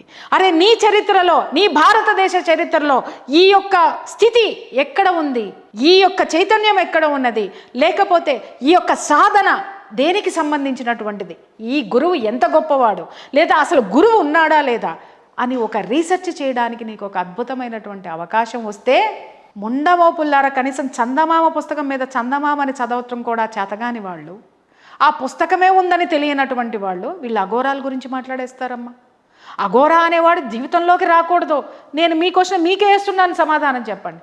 అఘోరా అనేవాడు సమాజంలోకి రాకూడదు, రైట్, టిక్ పెడుతున్నా. అఘోరా అనేటటువంటి వాడికి అసలు కార్లు, మేడలు, మిద్దలు ఉండొద్దు, రైట్, టిక్ పెడుతున్నా. మరి మీరు తీసుకొచ్చి కూర్చోబెట్టి మాట్లాడిన అఘోరాలందరూ గుడ్డలు ఎందుకు వేసుకున్నారు? వాళ్ళందరికీ కార్లు ఎందుకు ఉన్నాయి? వాళ్ళు మీడియాలో దూకి దూకి మరి ఎందుకు మాట్లాడుతున్నారు? ఆవేశంతో ఎందుకు మాట్లాడుతున్నారు? వీళ్ళు అఘోరాలా కాదా? ఇప్పుడు సోషల్ మీడియాలో కొంత సంయమనం పాటించాల్సిన అవసరం ఉంది. ఇప్పుడు అఘోరీ విషయంలో కూడా మనం చాలా ఫన్నీగా మాట్లాడటం, ఫన్నీ ఇంటర్వ్యూస్ కూడా చూసాము. Pond's powder రాసుకున్నారా? సో ఇట్లాంటి కామెంట్స్ని అసలు ఎట్లా చూడాలి? నేను ఒక్క మాట, మీరు అడిగారు కదా ఇలాంటి ప్రశ్నలు అడిగారని. ఇదే ప్రశ్నలు వీళ్ళ భార్యనో, బిడ్డనో, లేదా వీణ్ణో, లేదా దాన్నో వేస్తే వీళ్ళు ఊరుకుంటారా? ఎవడిచ్చాడమ్మా నీకు అధికారం? మైక్ ఉంది కదా, కెమెరా ఉంది కదా అని ఎవడిష్టం వచ్చినట్టు వాడు మాట్లాడతాను అని అంటే, నాకు కూడా రాజ్యాంగం ఉంది, నన్ను రక్షించడానికి చట్టం ఉంది, న్యాయస్థానాలు ఉన్నాయి, నాకు కొన్ని హక్కులు ఉన్నాయి, నాకు కొంత స్వేచ్ఛ ఉంది. నా స్వేచ్ఛను నువ్వు హరిస్తే నువ్వు ఎక్కడుండాలో అక్కడే ఉంటావు. వీళ్ళందరూ అనుకుంటున్నారు పిచ్చ అఘోరా ఏమీ చేయలేదు, పిచ్చ అఘోరాకి ఏమి చేత కాదు, పిచ్చ అఘోరా ఏమీ చేయదు. నిజంగా అమ్మాయికి ఏం తెలవదు, అమ్మాయి నిజంగా పిచ్చిది కాబట్టి ఇన్ని వేల ఎపిసోడ్లు మీరు చేసుకున్నారు. వెయిట్ చేయండి, కుంభమేళా తర్వాత వెయిట్ చేయండి. జనము అసలు తత్వము, అసలు సాధువులు, అసలు సత్పురుషులు ఏం చేస్తారనేది సోషల్ మీడియా వేదికగానే తెలుస్తుంది, ఖచ్చితంగా తెలుస్తుంది. నేను మొదటి నుంచి మొత్తుకుంటున్నది అదే. ఆమె ఫేక్ అయితే ఫేక్ అని ప్రూవ్ చేసేయండి, లోపలేసేద్దాం. కానీ ఒక శాస్త్రం గురించి అవగాహన లేనటువంటి వెధవలనందరినీ తీసుకొచ్చి, ఒక అర్చకుడికి ఏమి అవసరం ఉందమ్మా అఘోరా గురించి మాట్లాడడానికి, అతనికి ఏం నాలెడ్జ్ ఉంది, ఒక సైకియాట్రిస్ట్కి ఏం నాలెడ్జ్ ఉంది, ఆ సైకియాట్రిస్ట్ మాట్లాడుతాడు. నేను చాలామంది అఘోరాలను చూశానండి. అఘోరాలను ఎంతమందిని చూసావు మిస్టర్? ఎన్ని వేలు ఉన్నాయో నీకు తెలుసా? ఎంత ఉందో నీకు తెలుసా? 4 సంవత్సరాలు నేను వాళ్ళ మీద రీసెర్చ్ చేస్తే నాకు కేవలం 100 పేజీలు మాత్రమే దొరికిందమ్మా. 100 పేజీలను మళ్ళీ నేను డీకోడ్ చేస్తే 1000 పేజీలు వస్తుంది. అది నేను చేసింది ఎంతో తెలుసా? Not even 1%. 4 ఏళ్ళు. ఈ పెద్ద మనిషి అంటే అఘోరాలను చూసేసాడని చెప్పేసి వచ్చి కూర్చొని మాట్లాడతాడు. మిస్టర్ నీకే చెప్తున్నా, మనిషి మాంసం ఎందుకు తింటారు అఘోరాలు అనంటే వాళ్ళలో భయం పోవడానికి తింటారండి అని. పెద్ద మనిషి నీకు ఎవడిచ్చినాడు సైకియాట్రిస్ట్గా సర్టిఫికెట్? కానీ నేను చెప్తా విను. వాళ్ళు ఎందుకు తీసుకుంటారు అంటే ఇంత చిన్న పీస్ తీసుకుంటారు, సాధనలో భాగం. బాడీ చచ్చిపోయిన తర్వాత ఏమవుతుందమ్మా? మన శరీరము డీకంపోజ్ అవుతుంది. డీకంపోజ్ అంటే ఏంటి? సూక్ష్మక్రిములు వచ్చేస్తాయి శరీరంలోకి. మన శరీరం మొత్తము ఆ సూక్ష్మక్రిములు నిండిపోయి ఉంటే శరీరం మొత్తం పాయిజన్ అయిపోతుంది, అంతే కదా? కొంత టైం అవ్వగానే ఐస్లో ఎందుకు పెడతాం మనము?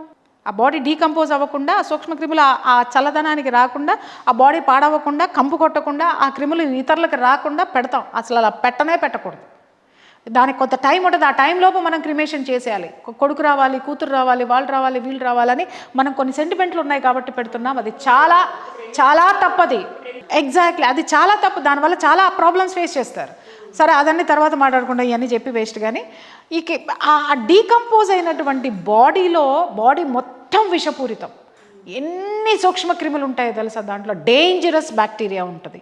ఆ బ్యాక్టీరియా వీడి యొక్క బాడీలో స్టామినా ఎంత ఉందో పరీక్షించే క్రమంలో సాధనలో ఒక భాగం కింద ఇంత ముక్క ఇస్తారు. అది తిన్న తరువాత బాగా స్టామినా ఉన్నవాడికి కొద్దిగా నలత వచ్చి నిలదొక్కుంటాడు, లేదా తిని స్టామినా ప్రూవ్ చేసుకుంటాడు. తక్కువ ఉన్నవాడు ఉన్నాడు అనుకోండి, మోషన్స్ అవుతాయి, 3, 4, 5 మోషన్స్ అవుతాయి, సెట్ అవుతాడు. అక్కడి నుంచి మొదలు పెడితే ఈ స్టామినా లేని వాళ్ళు, తట్టుకోలేనటువంటి వాళ్ళు రక్తపు విరేచనాలు అవుతాయి, బ్లడ్ వామిట్స్ అవుతాయి, తర్వాత ఒళ్ళంతా పాయిజన్ అయిపోయి అక్కడికక్కడే చనిపోయిన వాళ్ళు ఉంటారు. అలా ఎన్ని వేల మంది ఉంటారో మీకు తెలుసా మిస్టర్ సైకియాట్రిస్ట్? సైకాలజిస్ట్ ఏంటో నువ్వు తెలీదు. మొత్తానికి మానసిక శాస్త్రానికి సంబంధించింది. ముందు నీ మనసు సరిగ్గా ఉందో లేదో చూసుకో. నీ సర్టిఫికెట్ ఎవడిచ్చాడో నాకు చెప్పు. దానికి తీసుకుంటారు వాళ్ళు. ప్రియా చౌదరి గారు, ఇప్పుడు సోషల్ మీడియా గురించి మనం మాట్లాడుకుంటే, ఇప్పుడు సమాజంలో జరుగుతున్న విపరీతమైన ధోరణులకి ప్రత్యక్షంగా కావచ్చు, పరోక్షంగా కావచ్చు, సోషల్ మీడియా ప్రధాన కారణమని మనం చెప్పక తప్పదు. యాజ్ ఏ సీనియర్ జర్నలిస్ట్గా, అనలిస్ట్గా మీరేమంటారు? మీ ఒపీనియన్ ఏంటి? అవునా కాదా? నేను ఒక విషయం మాట్లాడతాను తల్లి. మీరు అన్నట్టు ప్రధాన కారణం సోషల్ మీడియా అంటే ఖచ్చితంగా ఇన్ఫ్లుయెన్స్ అనేది ఉంటుంది. ఇప్పుడు మీరు ఒక మాట మీ కుటుంబంలో మాట్లాడితే అది మీ మీద నమ్మకం ఉన్న వాళ్ళందరూ మీరు ఎలా తీసుకుంటారో, మీడియా ఏది చెబితే కరెక్టు అనేటటువంటి భావన జనాల్లో ఉంది కాబట్టి ఖచ్చితంగా ఇన్ఫ్లుయెన్స్ అనేది డెఫినెట్గా ఉంటుంది. అయితే ఇవాళ మీడియా ఎలా తయారయ్యింది అనేటటువంటి విషయం జనాలు తెలుసుకోవాలి. అండర్స్టాండ్? అంటే జనాలు దీని బారిన పడుతున్నారు అంటే ఎవరిలో జ్ఞానం లేనట్టు? జనాల్లో జ్ఞానం లేదు. వాళ్ళ జ్ఞానం అంతా ఎక్కడి నుంచి వస్తుంది అనుకుంటున్నారు? సోషల్ మీడియా నుంచి వస్తుంది అనుకుంటున్నారు, లేదా మీడియా నుంచి వస్తుంది అనుకుంటున్నారు. ఇవాళ మీడియాలన్నీ కూడా ఏ పార్టీ గొడుగు కిందో, లేకపోతే ఇప్పుడు ఒక కుటీర పరిశ్రమ, ఈ సోషల్ మీడియా ఇప్పుడు ఎలా తయారైందంటే ఒక కుటీర పరిశ్రమ కింద తయారైపోయింది. ఎవరి చేతిలో మొబైల్ ఉంటే ఆ మొబైల్ వేసుకొని, మొన్న ఒక ఇన్సిడెంట్ వెళ్ళినప్పుడు ఒక ఆయన ఏసీపీ చెప్తున్నారనమాట, మేడం సెల్ ఫోన్ పట్టుకొని ఆడొచ్చేసి మీడియా అంటున్నాడు. వాడు ఏం చదువుకున్నాడో తెలీదు, ఏముందో తెలీదు, వాడికి ఏ ఐడి కార్డు ఉండదు. ఫోన్ ఒకటి పట్టుకొని మీడియా అనేస్తున్నాడు, మీడియా వచ్చేసి హల్చల్ చేసేస్తున్నారు. నిజంగా చెప్పాలంటే పోలీస్ డిపార్ట్మెంట్ ఈ మీడియా మీద ఎంత విసిగెత్తిపోయింది అని అంటే, వాళ్ళు ఒకానొక సందర్భంలో వాళ్ళు ఏదైనా ఒక డెసిషన్ తీసుకోవాలంటే, నిన్నగాక మొన్న జరిగిన ఒక చిన్న ఇన్సిడెంట్ చెప్తాను నేను. చిన్న ఇన్సిడెంట్, చాలా పెద్ద ఇన్సిడెంట్. విజయవాడలో ఇదే అఘోరీకి సంబంధించి మంగళగిరిలో పెద్ద విషయం జరిగింది. అసలు వాస్తవాలు జనాలకు తెలియదు. మీ సిగ్నేచర్ ద్వారానన్నా సరే చెప్పదలుచుకున్నా నేను. అసలు అక్కడ మొత్తం మీడియా మొత్తం ఏం చూశారు, పవన్ కళ్యాణ్ కోసము రోడ్డు మీద అఘోరీ బైఠాయింపు, పవన్ కళ్యాణ్ని కలవాలని చెప్పి ధర్నా, లేదా పవన్ కళ్యాణ్ని అంతు తేల్చుకుంటా, ఇవే తమ్నెయిల్స్. తర్వాత కట్ చేస్తే ఏం చూశాను, పవన్ కళ్యాణ్ ఆఫీసు ముందు, ఉప ముఖ్యమంత్రి ఆఫీసు ముందు హల్చల్ చేస్తున్నటువంటి అఘోరీ. బాగుంది. పవన్ కళ్యాణ్ కలవాలని డిమాండ్ చేస్తుంది, ఇది కూడా బాగుంది. నిజమే, అఘోరీకి అని పాపం అడవుల్లో ఉండి ఉండి ఉండి పవన్ కళ్యాణ్ చూడాలనిపించింది. ఎందుకంటే సినిమాలన్నీ ఈ మధ్య అఘోరీలు ఉండే అడవుల్లో కూడా రిలీజ్ అవుతున్నాయి. అంటే ఈ సోషల్ మీడియా వాళ్ళకి మాత్రమే తెలుస్తుంది, ఇంకెవరికి తెలియదు అనమాట. ఆ సినిమాలు చూసి అడవిలో సాధన చేసి పవన్ కళ్యాణ్ సినిమాలు చూసి ఇక్కడ పవన్ కళ్యాణ్ కలవాలని వచ్చింది పాపం ఆవిడ. ఇది వీళ్ళు చెప్పింది, అవునా? చెప్పు తీసుకొని కొట్టాలి ఒక్కొక్కళ్ళని. అసలు ఆ అమ్మాయి అక్కడ ఆ రోజు జరిగిన విషయము, ఆ అమ్మాయి అక్కడి నుంచి అరుణాచలం వెళ్ళాలి. వాళ్ళ గురువు గారు చెప్పారు, అరుణాచలం వెళ్ళి గిరి ప్రదక్షిణ పూర్తి చేసుకుని అటు నుంచి ఆమెకు ఒక స్కెడ్యూల్ ఇచ్చారు. ఆమె వెళ్తూ ఆంధ్ర మీద నుంచే పోవాలి కదా, తమిళనాడు పోవాలంటే ఎప్పుడు ఇచ్చేటటువంటి ఆ కార్ వాషింగ్కి ఆ షెడ్లోనే ఆమె కార్ వాషింగ్కి ఇచ్చి కూర్చుంది. కార్ వాషింగ్ జరుగుతుంది. ఈలోపు ఒకడు వచ్చేసాడు, మన సోషల్ మీడియా తీస్మార్కాన్ వచ్చేసి కింద నుంచి పైనుంచి పక్క నుంచి ఆటల నుంచి కెమెరాలు పెడుతూ ఆమెను తీస్తున్నాడు. తీయద్దు అని 3 సార్లు రిక్వెస్ట్ చేసింది. ఒకసారి రిక్వెస్ట్ చేసింది, రెండోసారి హెచ్చరించింది, మూడోసారి గట్టిగా చెప్పింది, వినలా. మళ్ళీ పోయి కారు లోపలికి పెట్టి తీయడం మొదలుపెట్టాడు. ఏమంటే ఒక సాధకుల దగ్గర ఏముంటాయి, ఒక సంసార ఇంట్లో ఏముంటాయి, వస్తువులు ఉంటాయి. యుద్ధం చేసేవాడి దగ్గర ఏముంటాయి, కత్తులు కటార్లు ఉంటాయి. అలాగే ఒక మాఫియా డాన్ దగ్గర ఏముంటాయి, రైఫిళ్ళు పిస్తళ్ళు ఉంటాయి. అలాగే సాధకుల దగ్గర ఏముంటాయి, వాళ్ళ సాధనకు కావాల్సినవి ఏముంటాయో అవి ఉంటాయి. అవునా? ఎవరిది వాళ్ళకి ప్రైవసీనా కాదా? నీ కిచెన్లోకి వచ్చి ఎవడొకడు కెమెరా పెట్టి తీసేసుకుంటే మీరు ఊరుకుంటారా? ఒక హౌస్ వైఫ్గా మీరు ఊరుకోరు. అలాగే యుద్ధం చేసేవాడు కత్తులు కటార్లు తీస్తానంటే వాడు ఊరుకుంటాడా? అలా చేయడు. అలాగే మాఫియా డాన్ దగ్గరికి వెళ్ళి నీ దగ్గర ఏమన్నాయో నేను చూస్తానంటే ఊరుకుంటాడా? వాడు ఊరుకోడు. ఒక సాధకుడు దగ్గరకు వచ్చి నువ్వు డిస్టర్బ్ చేస్తే సాధకుడు ఊరుకుంటాడా? అప్పుడు ఆమెకి కోపం వచ్చింది. ఎన్నిసార్లు చెప్పినా అతను వెళ్ళలేదు. అక్కడ ఉన్న వాళ్ళు కూడా చెప్పారు, ఆ షెడ్ వాళ్ళు కూడా చెప్పారు, తీయద్దు అని. ఇంక ఎప్పుడైతే చెప్పినా వినట్లేదో ఏం చేస్తావు నువ్వమ్మ? ఒకటిసారి చెప్తావు, 2 సార్లు చెప్తావు. ఒక అపరిచితుడో లేకపోతే నిన్ను ఇబ్బంది పెట్టేవాడు నీ ఇంట్లోకి చొచ్చుకొని వచ్చి చనువుగా నువ్వు ఇది చేస్తుంటే నువ్వు థ్రెట్ చేయవా? ఇమ్మీడియట్గా అమ్మాయి ఎప్పుడు చేతిలో పట్టుకుంటుంది, త్రిశూలం పట్టుకునే తిరుగుతుంది అమ్మాయి. ఆ త్రిశూలం పట్టుకొని అమ్మడబడింది. ఎన్నిసార్లు చెప్పాలరా, నీకు తమాషాగా ఉందా, ఎంత పెచ్చగా ఉందా అని. ఎవరైనా చేసే పని అది. నువ్వు కిచెన్లో ఉన్నావు అంటే నువ్వు గరిటె పట్టుకుని పరిగెడతావు. యుద్ధంలో ఉన్నాడు కత్తి పట్టుకుని వెళ్తాడు, మాఫియా డాన్ అయితే పిస్తోల్ పట్టుకుని వెళ్తాడు. ఆమె దగ్గర ఉన్నది త్రిశూలం పట్టుకుని అమ్మడబడింది. ఇంకంతే. జర్నలిస్టు మీద మీడియా మీద అఘోరీ దాడి. సరే బాగుంది, దాడే చేసింది. ఎందుకు చేసింది? అదే ఏలా అయిపోయిన తర్వాత వీడు పోయి ఏం చేశాడు, ఈ పెద్ద మనిషి పోయి పోలీస్ స్టేషన్లో కేసు పెట్టాడు. మరి మన అర్నలిస్టులు అంటే పోలీసులకు కూడా కొంచెం ఆలోచిస్తారు కదా, లేకపోతే వాళ్ళ మీద అర్నింగ్ కోసం మళ్ళీ ఇంకేం చేస్తారో అనేది వాళ్ళ భయం వాళ్ళది. అరే బాగుంది, నేను అర్నలిస్టులనే అంట, ఏమన్నా అనండి, వీళ్ళు జర్నలిస్టులు కాదు అర్నలిస్టులు. ఈ అర్నలిస్ట్ మీదకి వచ్చేసరికి అక్కడ ఉన్నటువంటి ఆ పోలీస్ ఆయనకి కొద్దిగా కోపం వచ్చింది. అరే అక్కడ అఘోరీ ఉందంటే దాన్ని పట్టుకుంటారా అని చెప్పేసి ఆ పెద్ద మనిషి చెప్పాడు. అక్కడ ఉన్నటువంటి ఈ అమ్మాయి కారు కడిగిచ్చేసుకుని వెళ్ళిపోదామని కారు తీస్తుంటే అక్కడ ఉన్న 2 కానిస్టేబుల్లో ఆపారు. ఆపి నువ్వు వెళ్ళడానికి వీల్లేదు అన్నారు. నేనేం చేశాను అయ్యా, నేను వెళ్ళడానికి నాకు చెప్పండి, నేనెందుకు ఆగాలి, నేను పోతున్నా, నా మానాన్ని నేను పోతున్నా, నేనేం చేశానని ఆపుతున్నారంటే మా సార్ వచ్చేదాకా ఆగాల్సిందే, చెప్పాల్సిన అవసరం లేదు అని. అరే ఏం చేశానో చెప్పండి, ఆగుతాను, లేదా మీ సార్కి ఫోన్ చేసి ఇవ్వండి, నేను మాట్లాడితే మీ సార్ని చెప్పని చెప్పండి, ఫోన్లు ఉన్నాయి కదా, నేను ఎందుకు ఆగాలి ఇక్కడ అనవసరంగా, నా టైం ఎందుకు వేస్ట్ చేస్తున్నారు? నేను ఇక్కడ ఉన్నానంటే క్రౌడ్ వస్తుంది, పబ్లిక్ వస్తారు, అప్పటికే జనం వస్తూ ఉన్నారు, చూస్తూ ఉన్నారు, చిరాగ్గా ఉంది అమ్మాయికి, నేను వెళ్ళిపోవాలి ఇక్కడ నుంచి అని చెప్పేసానంటే అస్సలు నీ కారును కదలనివ్వమని పట్టుకున్నారు. వినండి, ఆ అమ్మాయి రోడ్డు మీద కూర్చుంటానికి కారు, మీ కారును కదలనివ్వంటే అవునా, కారును కదలనివ్వరు కదా, ఉంచుకోండి కారు అని చెప్పి కారు దిగేసి నడుచుకుంటూ వెళ్ళిపోయింది.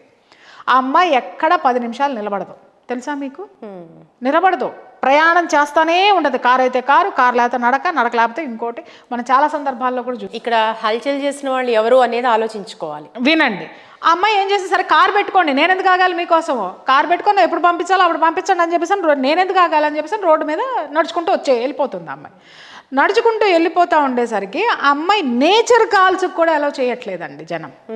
ఓకే, నడుచుకుంటూ వచ్చేసరికి ఏమైంది, ఈలోపు బ్రేకింగ్ న్యూస్లు, ఈ కొట్టించుకున్నాడు కొట్టబోయినాడు ఉన్నాడు కదా ఈ జర్నలిస్ట్ అక్కడికి అందించిన ఉప్పు ఏదైతే ఉందో మళ్ళీ ఇంకొక ₹1,00,000 ఈ ఎపిసోడ్ల మీద సంపాదించాలి కదా, అందుకని చెప్పేసి అని అక్కడ బ్రేకింగ్ న్యూస్లు ఏంటి అని అంటే, ఆ మంగళగిరిలో హల్చల్ చేస్తున్న అఘోరి అని చెప్పేసి దిక్కుమాలిని అన్ని పెట్టారు. ఆ అమ్మాయి వచ్చేస్తూ ఉంటే నువ్వు నడవడానికి వీల్లేదని మళ్ళీ అక్కడ నిర్బంధించారు.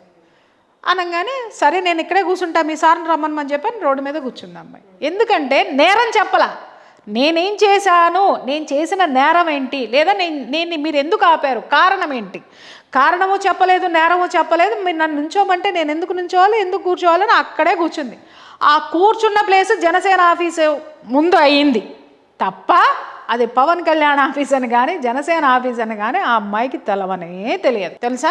అక్కడ కూర్చుండిపోయేసరికి ఇంకా టైటిల్స్ మొదలైనవి, పవన్ కళ్యాణ్. పాప ఆయనకు, పవన్ కళ్యాణ్ గారికి కూడా పాపం ఏమి తెలియదండి, ఆయన పని ఏదో ఆయన చేసుకుంటున్నాడు, ఆయన తలమునకలు అయ్యే బాధ్యతలు ఆయనకుంటే, పవన్ కళ్యాణ్ అని పేరు చెబితే తప్పితే పవన్ కళ్యాణ్ ఫ్యాన్స్ అందరూ చించి వీళ్ళకి అర్నింగ్స్ తెచ్చిపెట్టరు కదా ఈ జర్నలిస్టులకి, కాబట్టి పవన్ కళ్యాణ్ పేరు వాడేసుకుంటాం. అక్కడ పవన్ కళ్యాణ్ ఇరికిచ్చేసరికి పోలీసులు ఏమి నమ్మారు అంటే మీడియాని నమ్మారు. ఇది పోలీసుల సాక్షిగా నేను చెప్తున్నాను, మీడియా సాక్షిగా జనానికి చెప్తున్నాను నేను. పోలీసులు కూడా నిజంగానే పవన్ కళ్యాణ్ కోసం ఘరావు చేస్తుందని చెప్పేసి మొత్తం వాళ్ళకి ఇన్ఫర్మేషన్ వెళ్ళిపోయేసరికి వాళ్ళు అక్కడ కూర్చున్న తర్వాత అందులో నుంచి ఒక ఎస్ఐ, ఒక 2 ఎస్ఐలు, ఒక 4 కానిస్టేబుల్స్ వచ్చారు. వచ్చిన తర్వాత మీరు ఇక్కడ రోడ్డు మీద కూర్చుంటానికి వీల్లేదు అని వాళ్ళు మాట్లాడేసరికి ఈమె అంది, అసలు నన్ను ఎందుకు ఆపారో కారణం చెప్పండి, అక్కడ కూర్చోనివ్వరు, కారులో కూర్చోనివ్వరు, ఇక్కడ కూర్చోనివ్వరు, నేచర్ కాల్స్కి వెళ్ళనివ్వరు, నన్ను ఎందుకు ఇబ్బంది పెడుతున్నారో చెప్పండి అని చెప్పేసి అని అనగానే అందులో ఉన్నటువంటి ఒకానొక పోలీస్ ఆఫీసరు ఇమ్మీడియట్గా ఏందిరా దీనికి మర్యాద ఇచ్చేది, తన్ని పక్కకి లాగా అవతల పారేయండి అన్నాడు. ఓకే, ఎవరి ఆత్మాభిమానం దెబ్బతినదమ్మా, she's not your slave. Okay, ఆమె ఒక హ్యూమన్ బీయింగ్ అండి. భారతదేశంలో నీకు కాకి వేసుకున్నటువంటి నీకు ఎన్ని అధికారాలు ఉన్నాయో ఒక పౌరురాలిగా తనకు అన్ని హక్కులు ఉన్నాయి, అది మర్చిపోవద్దు ఎప్పుడు కూడా. నీ అధికారం నీకెంత విలువైనదో, నీకెంత పవరో, ఆమెకున్న హక్కులు కూడా ఆమెకంత పవర్. వ్యక్తిత్వ హననం చేస్తే ఎవడు ఊరుకోడు. అందులో సాధకురాలు, వాళ్ళకి ఎప్పుడు కోపం నెత్తి మీద ఉంటుంది. చాలామంది మాట్లాడారు, అఘోరీలకు కోపం ఎందుకు ఉంటుంది, సాధువులు కదా కోపం తెచ్చుకోరు కదా అని. ఎవడు చెప్పినాడు రా మీకు కోపం తెచ్చుకోరని? వాళ్ళు వైఫై లాగా ఉంటుంది కోపం వాళ్ళ చుట్టూతా, మీకు ఆ సంగతి తెలుసో లేదో అర్థమే. వాళ్ళు సాధన అంత తీవ్ర స్థితిలో వైబ్రేషన్స్ ఫ్రీక్వెన్సీస్ ఉంటాయి వాళ్ళని ఇలా టచ్ చేస్తే చాలు. అందుకే ఎందుకు అఘోరీలు వస్తే ఎవ్వరు ఎందుకు ముట్టుకోరు, వాళ్ళ జోలికి వెళ్ళరు అని అంటే చెప్పాను కదా, వాళ్ళ యొక్క స్వరూపం, వాళ్ళ యొక్క స్థితి వైఫై లాగా ఆ ఫ్రీక్వెన్సీ ఉంటుంది, అంత భయంకరంగా ఉంటుంది. కాబట్టి వాళ్ళని శాంతంగానే ఉంచుతారు, శాంతపరుస్తారు. ఆ జ్ఞానం మనలో ఉన్న సిస్టమ్కి లేదు, మనలో ఉన్న వెధవలకి లేదు, ఈ సోకాళ్ళ జర్నలిస్టులకి లేదు. అయిపోయిన తర్వాత ఎప్పుడైతే అన్నాడో అప్పుడు లేచిందామె, ఏందిరా నువ్వు నన్ను కొట్టి పడేస్తావా, ఇందాక నుంచి చూస్తున్నాను, నేచర్ కాల్కి వెళ్ళాలంటే కూడా నన్ను ఇక్కడే ఉండమని నన్ను బలవంత పెడుతున్నారు, ఎంతసేపు ఆపుకుంటారమ్మా నేచర్ కాల్ని, రాదా బాధ రాదా, ఇది ఉండదా అని అప్పుడు పోలీసుల మీదకి వెళ్ళింది అమ్మాయి. అప్పుడు ఏమైంది, పోలీసుల మీద దౌర్జన్యం. ఎందుకు దౌర్జన్యం చేసిందో ఎవడైనా చెప్పాడా? ఇంకొకటి, పవన్ కళ్యాణ్ని చూడాలని ఒక్క మాట, ఒక్క పదం వినిపించండి ఈ టైటిల్స్ రాసి వేసినటువంటి ఈ ఛానల్స్ అన్నీ కూడా. నేను పవన్ కళ్యాణ్ని చూడాలి, పవన్ కళ్యాణ్ వస్తే తప్పితే నేను మాట్లాడను, పవన్ కళ్యాణ్ రావాల్సిందే అన్న వీడియో ఆడియో బయట పెట్టండి వీడియోతో సహా, లేదా వీడియోతో సహా ఆడియో బయట పెట్టండి. అవేమన్నా చూసామా మనం? ఏమీ చూడలేదు. ఇక అక్కడి నుంచి మొదలైంది, పోలీసులను కొడతావా, పబ్లిక్ గ్యాదర్, ట్రాఫిక్ ఆగిపోయింది, ఇవన్నీ ఎవరు క్రియేట్ చేశారు? అఘోరీ క్రియేట్ చేసిందా? సో కాల్డ్ అర్నలిస్ట్ ఒకడు ఉన్నాడే త్రిశూలం పడితే ఎమ్మడబడింది, వాడు క్రియేట్ చేసినటువంటి ఇప్పుడు మీరు సోషల్ ఎగ్జాక్ట్గా మీరు అఘోరీ ఎగ్జాంపుల్ చెప్పారు. ఇట్లాంటి విషయాలను, చాలా విషయాల్ని, సున్నితమైన అంశాలను తీసుకొని సంచలనాలు తీసుకొని వ్యూయర్షిప్ కోసం, వాళ్ళ జీతాల కోసం, వాళ్ళు బతకడం కోసం అక్కడికే వస్తున్న శాంతి భద్రతల సమస్యని సృష్టిస్తున్నట్టుగా కనబడుతోంది చాలా సోషల్ మీడియా వేదికల మీద. ఇది అసలు పరిమితులు లేవంటారా సోషల్ మీడియాకి? అంటే ఇక్కడ మనం ఎవరిని అనాలి? ఇప్పుడు చీమ కథ చదివావా చిన్నప్పుడు? అనగనగా ఒక రాజుకి 7 కొడుకులు. ఓకే, ఏటకెళ్ళారు, 7 చేపలు తెచ్చారు, ఎండబెట్టారు, ఏడుస్తున్నాడు, చీమ కుట్టింది. ఎందుకు కుట్టావు? నా బంగారు పొట్టలో ఏలు పెడితే కుట్టనా అందంట. అర్థమైందా? ఎవరి దగ్గరికి పోయి ఏలు పెడితే కుట్టారు? ఎవరు కుట్టించుకున్నారు? వాడు పోయి పొట్టలో ఏలు పెట్టాడు. అంటే సమాజము తనకి తానే ఇవన్నీ వేసుకుంటుంది అని అంటే సమాజమే ఇలాంటి వాళ్ళందరినీ భుజాల మీద వేసుకొని మోస్తుంది. మీడియా అంటున్నారు, మీడియా ఇలాంటి పనులు చేసినప్పుడు జనాలు అన్సబ్స్క్రైబ్ ఎందుకు చేసుకోరు? ఒక చెత్త వార్తను వేసినప్పుడు ఆ ఛానల్ సబ్స్క్రిప్షన్ ఎందుకు చేయరు మీరు? ఆ ఛానల్ని ఎందుకు ఆక్షేపించరు మీరు? ఎందుకు ఇలా చేస్తున్నావు అని క్వశ్చన్ చేయరు మీరు? ఇంకొక విషయం, పబ్లిక్ చాలా మంది క్వశ్చన్ చేస్తున్నారు. క్వశ్చన్ చేసినా కూడా దొన్నపోతు మీద వడగళ్ళ వాన. ఎందుకంటే వీళ్ళెవరూ కూడా ప్రమాణాలు తెలిసినటువంటి జర్నలిస్టులు కారు. అర్థమైందమ్మా? గైడ్ లైన్స్ తెలిసినటువంటి జర్నలిస్టులు కారు. అందుకే నేను అన్నాను అర్నలిస్టులు అని. వాడు తిట్టని, చీకొట్టని, వెదవల్లారాన్ని, దరిద్రులారాన్ని, ఇంకొకటన్ని నువ్వేమన్నా అనుకో, వ్యూవర్షిప్ వచ్చిందా లేదా వీడియోకి? నా జీతం నాకు వచ్చేసింది చాలు, నా ఉద్యోగం నాకుంది చాలు. నీ కుటుంబం, వీడి కుటుంబం గడవడం కోసం, వీడి కారు ఈఎంఐలు, ఇంటి ఈఎంఐలు, లేదా వీడి జీతానికి ఒక ఎస్ఈఓ దగ్గర నుంచి కెమెరామ్యాను, రిపోర్టర్ వరకు కూడా జరుగుతున్నటువంటి తంతు ఇదే. మీడియా సోదరులందరినీ నేను అనట్లా. ఎందుకంటారు? కొంతమంది మిత్రులు నాకు తెలుసు, కొంతమంది సంస్థాధిపతులు నాకు తెలుసు. ఒక ఫోన్ కాల్ చేసి ఇది ఆపేయండి, ఇది కరెక్ట్ కాదు అని అంటే ఆపేసిన మీడియా యాజమాన్యాలు చాలామంది నాకు తెలిసిన వాళ్ళు ఉన్నారు. నేను అందరినీ మాట్లాడట్లా. కేవలము సమాజానికి వ్యతిరేకమైనటువంటి పనులు చేసుకుంటూ అస్థిరత పరిచేటటువంటి ఛానల్స్ని, అలాంటి అర్నలిస్టుల్ని, వాటిల్ని మాత్రమే నేను మాట్లాడుతున్నా, వాళ్ళ గురించి మాత్రమే మాట్లాడుతున్నా. అలాంటి ఛానల్స్ని సబ్స్క్రైబ్ చేయండి. ప్రియా చౌదరి మాట్లాడిందంటే ప్రియా చౌదరి మీద కూర్చోబెట్టి ఎపిసోడ్లు చేసేస్తారు వీళ్ళు. ఏం తెలుసురా మీకు ప్రియా చౌదరి గురించి? ఏం తెలుసని మీరు చేస్తారు? ప్రియా చౌదరి ఒక నోటీస్ పంపిస్తే ఎక్కడ ఉంటావు? నోటీస్కి ఖాతరు చేయవా? నిన్ను ఇంకేం చేయాలో ప్రియా చౌదరికి బాగా తెలుసు. తెలియదని అనుకోకండి. ఒక దెబ్బ మాత్రమే నువ్వు నన్ను కొడతావు, 4 రోజులు వెనక్కి అడుగు తీసుకుని మళ్ళీ ముందుకు రావడానికి నేను చాలా పకడ్బందీగా వస్తాను. అండర్స్టాండ్? నువ్వు ఒక్కడవే మీడియాలో ఉన్నావా? నీవు ఒక్కడవే సంస్థాధీశుడవా? అరే దునియాలో ఇక్కడి నుంచి అక్కడికి చాలా చూసినా నేను. నాకు తెలియదని అనుకోకండి. కాకపోతే ఏంటి అనంటే మీలాగా చిల్లర ఏరుకునే తత్వాలు అందరిలోనూ లేవు. అందరూ మీలాగా ఉండరు, మీలాగా చిల్లరతనాలకి పోరు. ఈరోజు జరుగుతున్నదంతా ఛానల్స్లో జరుగుతున్నదంతా చిల్లరతనమే జరుగుతుంది చాలా వరకు, చాలా ఛానల్స్లో, నాట్ అన్ని ఛానల్స్. మీరు కరెక్ట్గా చెప్పారు. ఇటువంటి సోషల్ మీడియా వేదికలు మనం ఏదో గట్ల మీద కూర్చునే ముచ్చట్లు కాదు. అదేవిధంగా ఒకరిని హింసించడానికో, ఒకరిని ఎత్తి చూపించడానికో ఉన్న వేదికలు అసలే కాదు. డెఫినెట్గా మంచి మార్పు కోసం, సమాజంలో ఆశావహ దృక్పథం కోసం మనం ప్రయత్నం చేయాలే తప్ప సో అందరూ మారాల్సిన అవసరం ఉంది. అందులో కొంతమంది మీరు చెప్తున్న ఎవరైతే సోకాల్డ్ అర్నలిస్టులు అనుకోండి, లేకపోతే వాట్ ఎవర్, వాళ్ళు మారాల్సిన అవసరం ఉంది. ఇకపోతే వాళ్ళు మారకపోతే ప్రకృతి మారుస్తుందమ్మా. ఏం పర్వాలా. ఇవాళ వీళ్ళకి ఒక ప్రియా చౌదరి మీద దుమ్మెత్తి పోసినందు మాత్రం ప్రియా చౌదరి జీవితానికి వచ్చిన నష్టమేం లేదు. 4 రోజుల తర్వాత జనం మర్చిపోతారు. కానీ ప్రకృతి నీ మీద విసిరే పంజాకి మాత్రం నీకు జీవితం ఉండదు. సో ఇకపోతే ఇటు సోషల్ మీడియా సంగతి కాసేపు పక్కన పెడితే ఎంటర్టైన్మెంట్ టెలివిజన్లో కుటుంబ వ్యవస్థల్ని చిన్నాభిన్నం చేసే సీరియల్స్ని మనం చూస్తున్నాం. ప్రతి సీరియల్లో కూడా ఒక లేడీ విలన్ డెఫినెట్గా ఉంటుంది. ఆ లేడీ విలన్ వల్ల కుటుంబం మొత్తం నాశనం అయిపోవడం, దాన్ని ఇంట్లో ఉన్న వాళ్ళందరూ వాళ్ళ పనులు మానేసి కళ్ళప్పగించి చూడటం, ఇన్ఫ్లుయెన్స్ అవ్వడం. దీనికి మనకు ఒక ఎగ్జాంపుల్గా చూస్తున్నాం. మనం గమనిస్తే ఒకసారి ప్రియా చౌదరి గారు, భర్తల్ని చంపే భార్యలు, ఒకప్పుడు మనం అసలు వెళ్ళలేదు, భర్త భార్యను చంపేవాడు. కానీ ఈ మధ్యకాలంలో ఇంతటి ఘోరం చాలా రిపోర్ట్ అవుతున్నాయి ఇలాంటి న్యూస్. సో ఇదంతా ఇట్లాంటి ఇన్ఫ్లుయెన్స్ కాదంటారా? 100%. మనము ఏ జ్ఞానాన్ని ఇస్తున్నాం? ఈ media so called media, entertainment media అనుకోండి, లేకపోతే న్యూస్ ఛానల్స్ అనుకోండి, లేకపోతే సోషల్ మీడియా అనుకోండి, ఏదైనా కానీ ఇవాళ సమాజాన్ని భ్రష్టు పట్టించే దిశగా తిరోగమనం వైపు తీసుకెళ్తున్నాయి తప్ప జనాన్ని పురోగమనం లేదు. ఇవాళ మనం మాట్లాడుతున్నాం, అబ్బా ఎంత డెవలప్ అయిపోయామో మనం అని మాట్లాడుతున్నారు. ఏమైనారు డెవలప్మెంట్?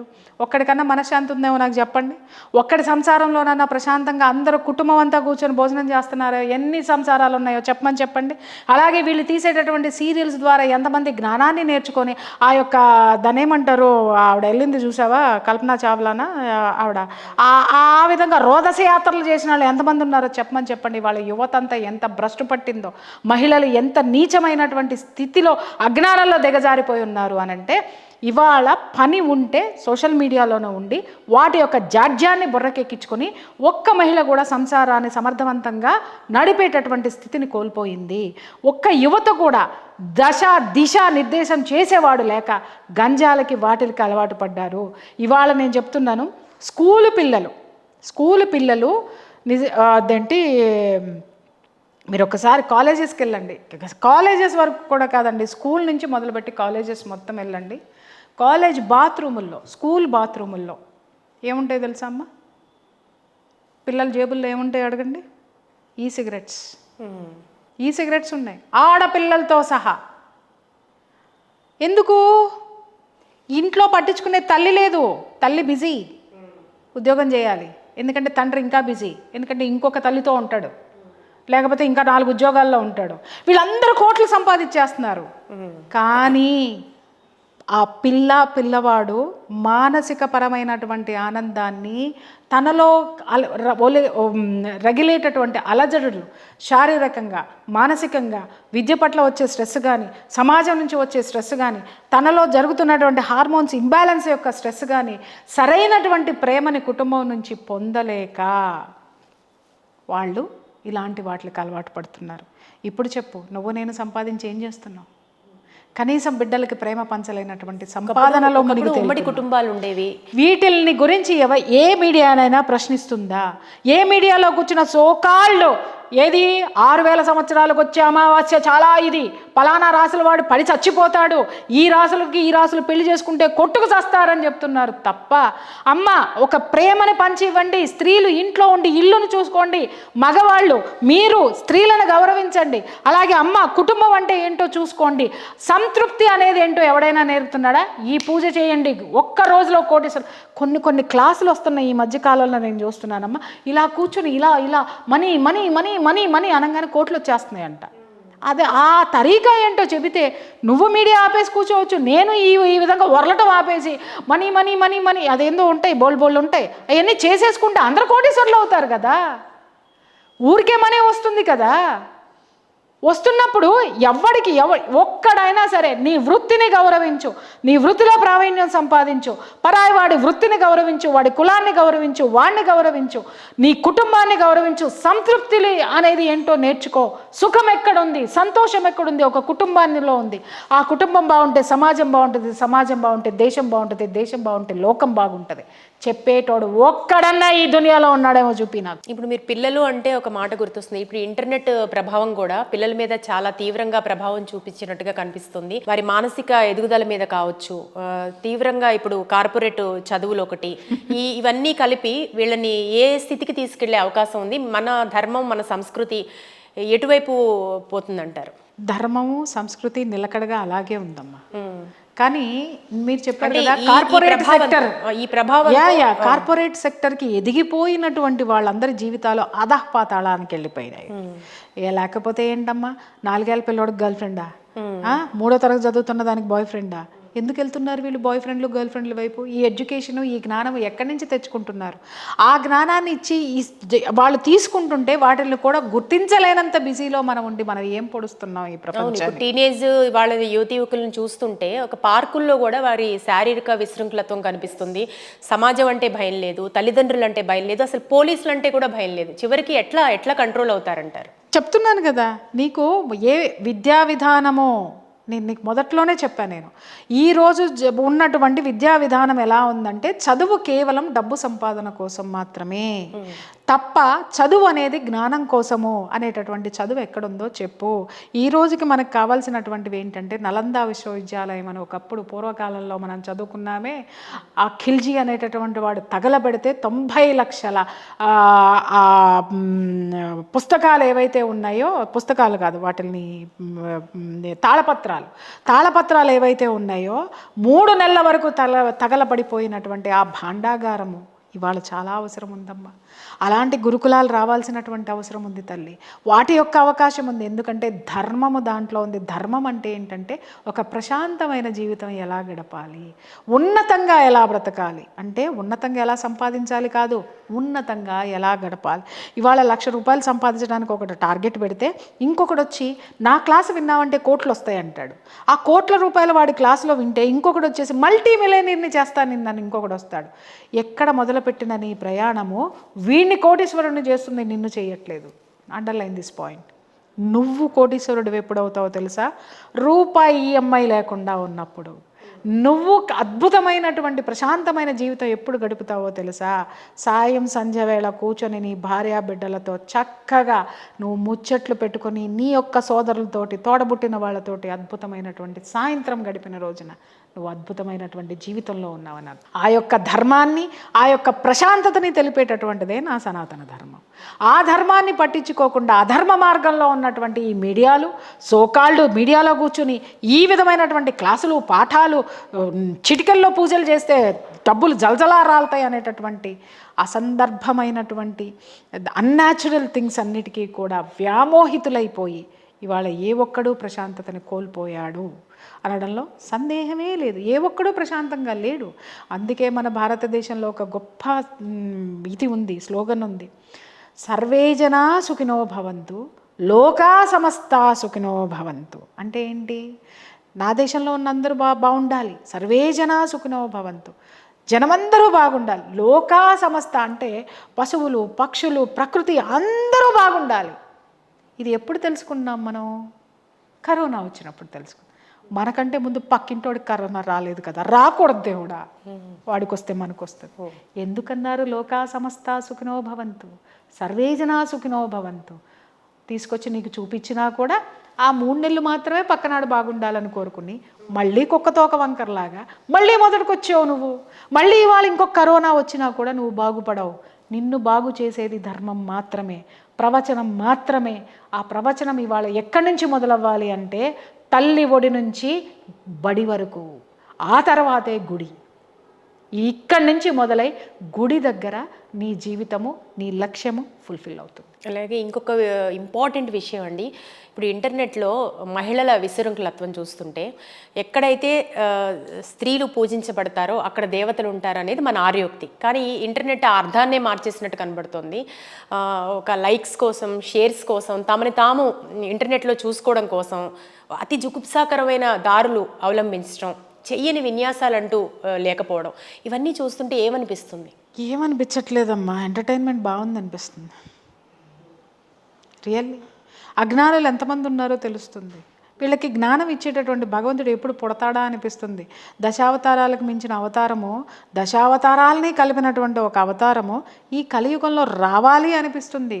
అది ఏ రూపంలో ఎప్పుడు వస్తుందా అని ఎదురు చూస్తున్నాం. ఎందుకంటే నువ్వెలా బ్రతకాలి అనేది మర్చిపోయి ఇంకొకడు మెచ్చుకునేటట్టు ఎలా బ్రతకాలి అనే స్థితిలోకి నువ్వు వెళ్ళిపోయావు. చూసావా? నీ పతనం అప్పుడే స్టార్ట్ అయింది. ఒకళ్ళ ముందు ఇప్పుడు మీరు అన్నారు జుగుప్సాకరంగా ఉందండి అని మాట్లాడారు. వాళ్ళ జీవితాలను జుగుప్సాకరంగా మార్చేసుకున్నారు అని అంటే వీళ్ళని ఈ విధంగా మలుస్తున్నటువంటి, నేనన్నాను కదా, కుటుంబ వ్యవస్థ, ఈ విధంగా మలుస్తున్నటువంటి విద్యా విధానాలు, ఈ విధంగా మలుస్తున్నటువంటి సోకాల్డ్ మీడియాలో కూర్చుని మాట్లాడే అమావాస్య రాత్రులు, సంపూర్ణ గ్రహణాల శాంతులు, వీళ్ళందరూ మాట్లాడాల్సింది ఇవన్నీ బంద్ చేసి ఒక సంసారంలో స్త్రీ యొక్క పాత్ర ఏంటి, ఆమె యొక్క ధైర్యం ఏంటి, ఆమె యొక్క సమర్థత ఏంటి, సంసారాన్ని ఎంత బాగా చూసుకోవాలి, కుటుంబాన్ని ఎంత బాగా చూసుకోవాలి మొదలుపెట్టి ఒక మగవాడు ఒక భార్యని ఎలా గౌరవించాలి, తల్లిని ఎలా చూసుకోవాలి, తల్లిదండ్రులను ఎలా పూజించాలి మొదలు పెడితే ఒక విద్యార్థికి వాడి లక్ష్యం చేరుకోవాలి అనంటే వాడు తనకి జన్మనిచ్చిన వాళ్ళనే కాకుండా ఆ జన్మనిచ్చిన వాళ్ళని, తనకి జీవితం అనేటటువంటి కెరీర్ అనేటటువంటి జన్మనిచ్చిన ఈ సమాజానికి ఎలాంటి మర్యాద గౌరవాలు ఇవ్వాలి అనేటటువంటి ఆ యొక్క స్థితిని నేర్పడము ఈ సోకాళ్ళు జనాలు చేస్తే మీరన్నట్టు ప్రపంచం వీళ్ళతో సహా, నీతో సహా, నాతో సహా అందరం చాలా బాగుంటామనేది నా అభిప్రాయం కాదు.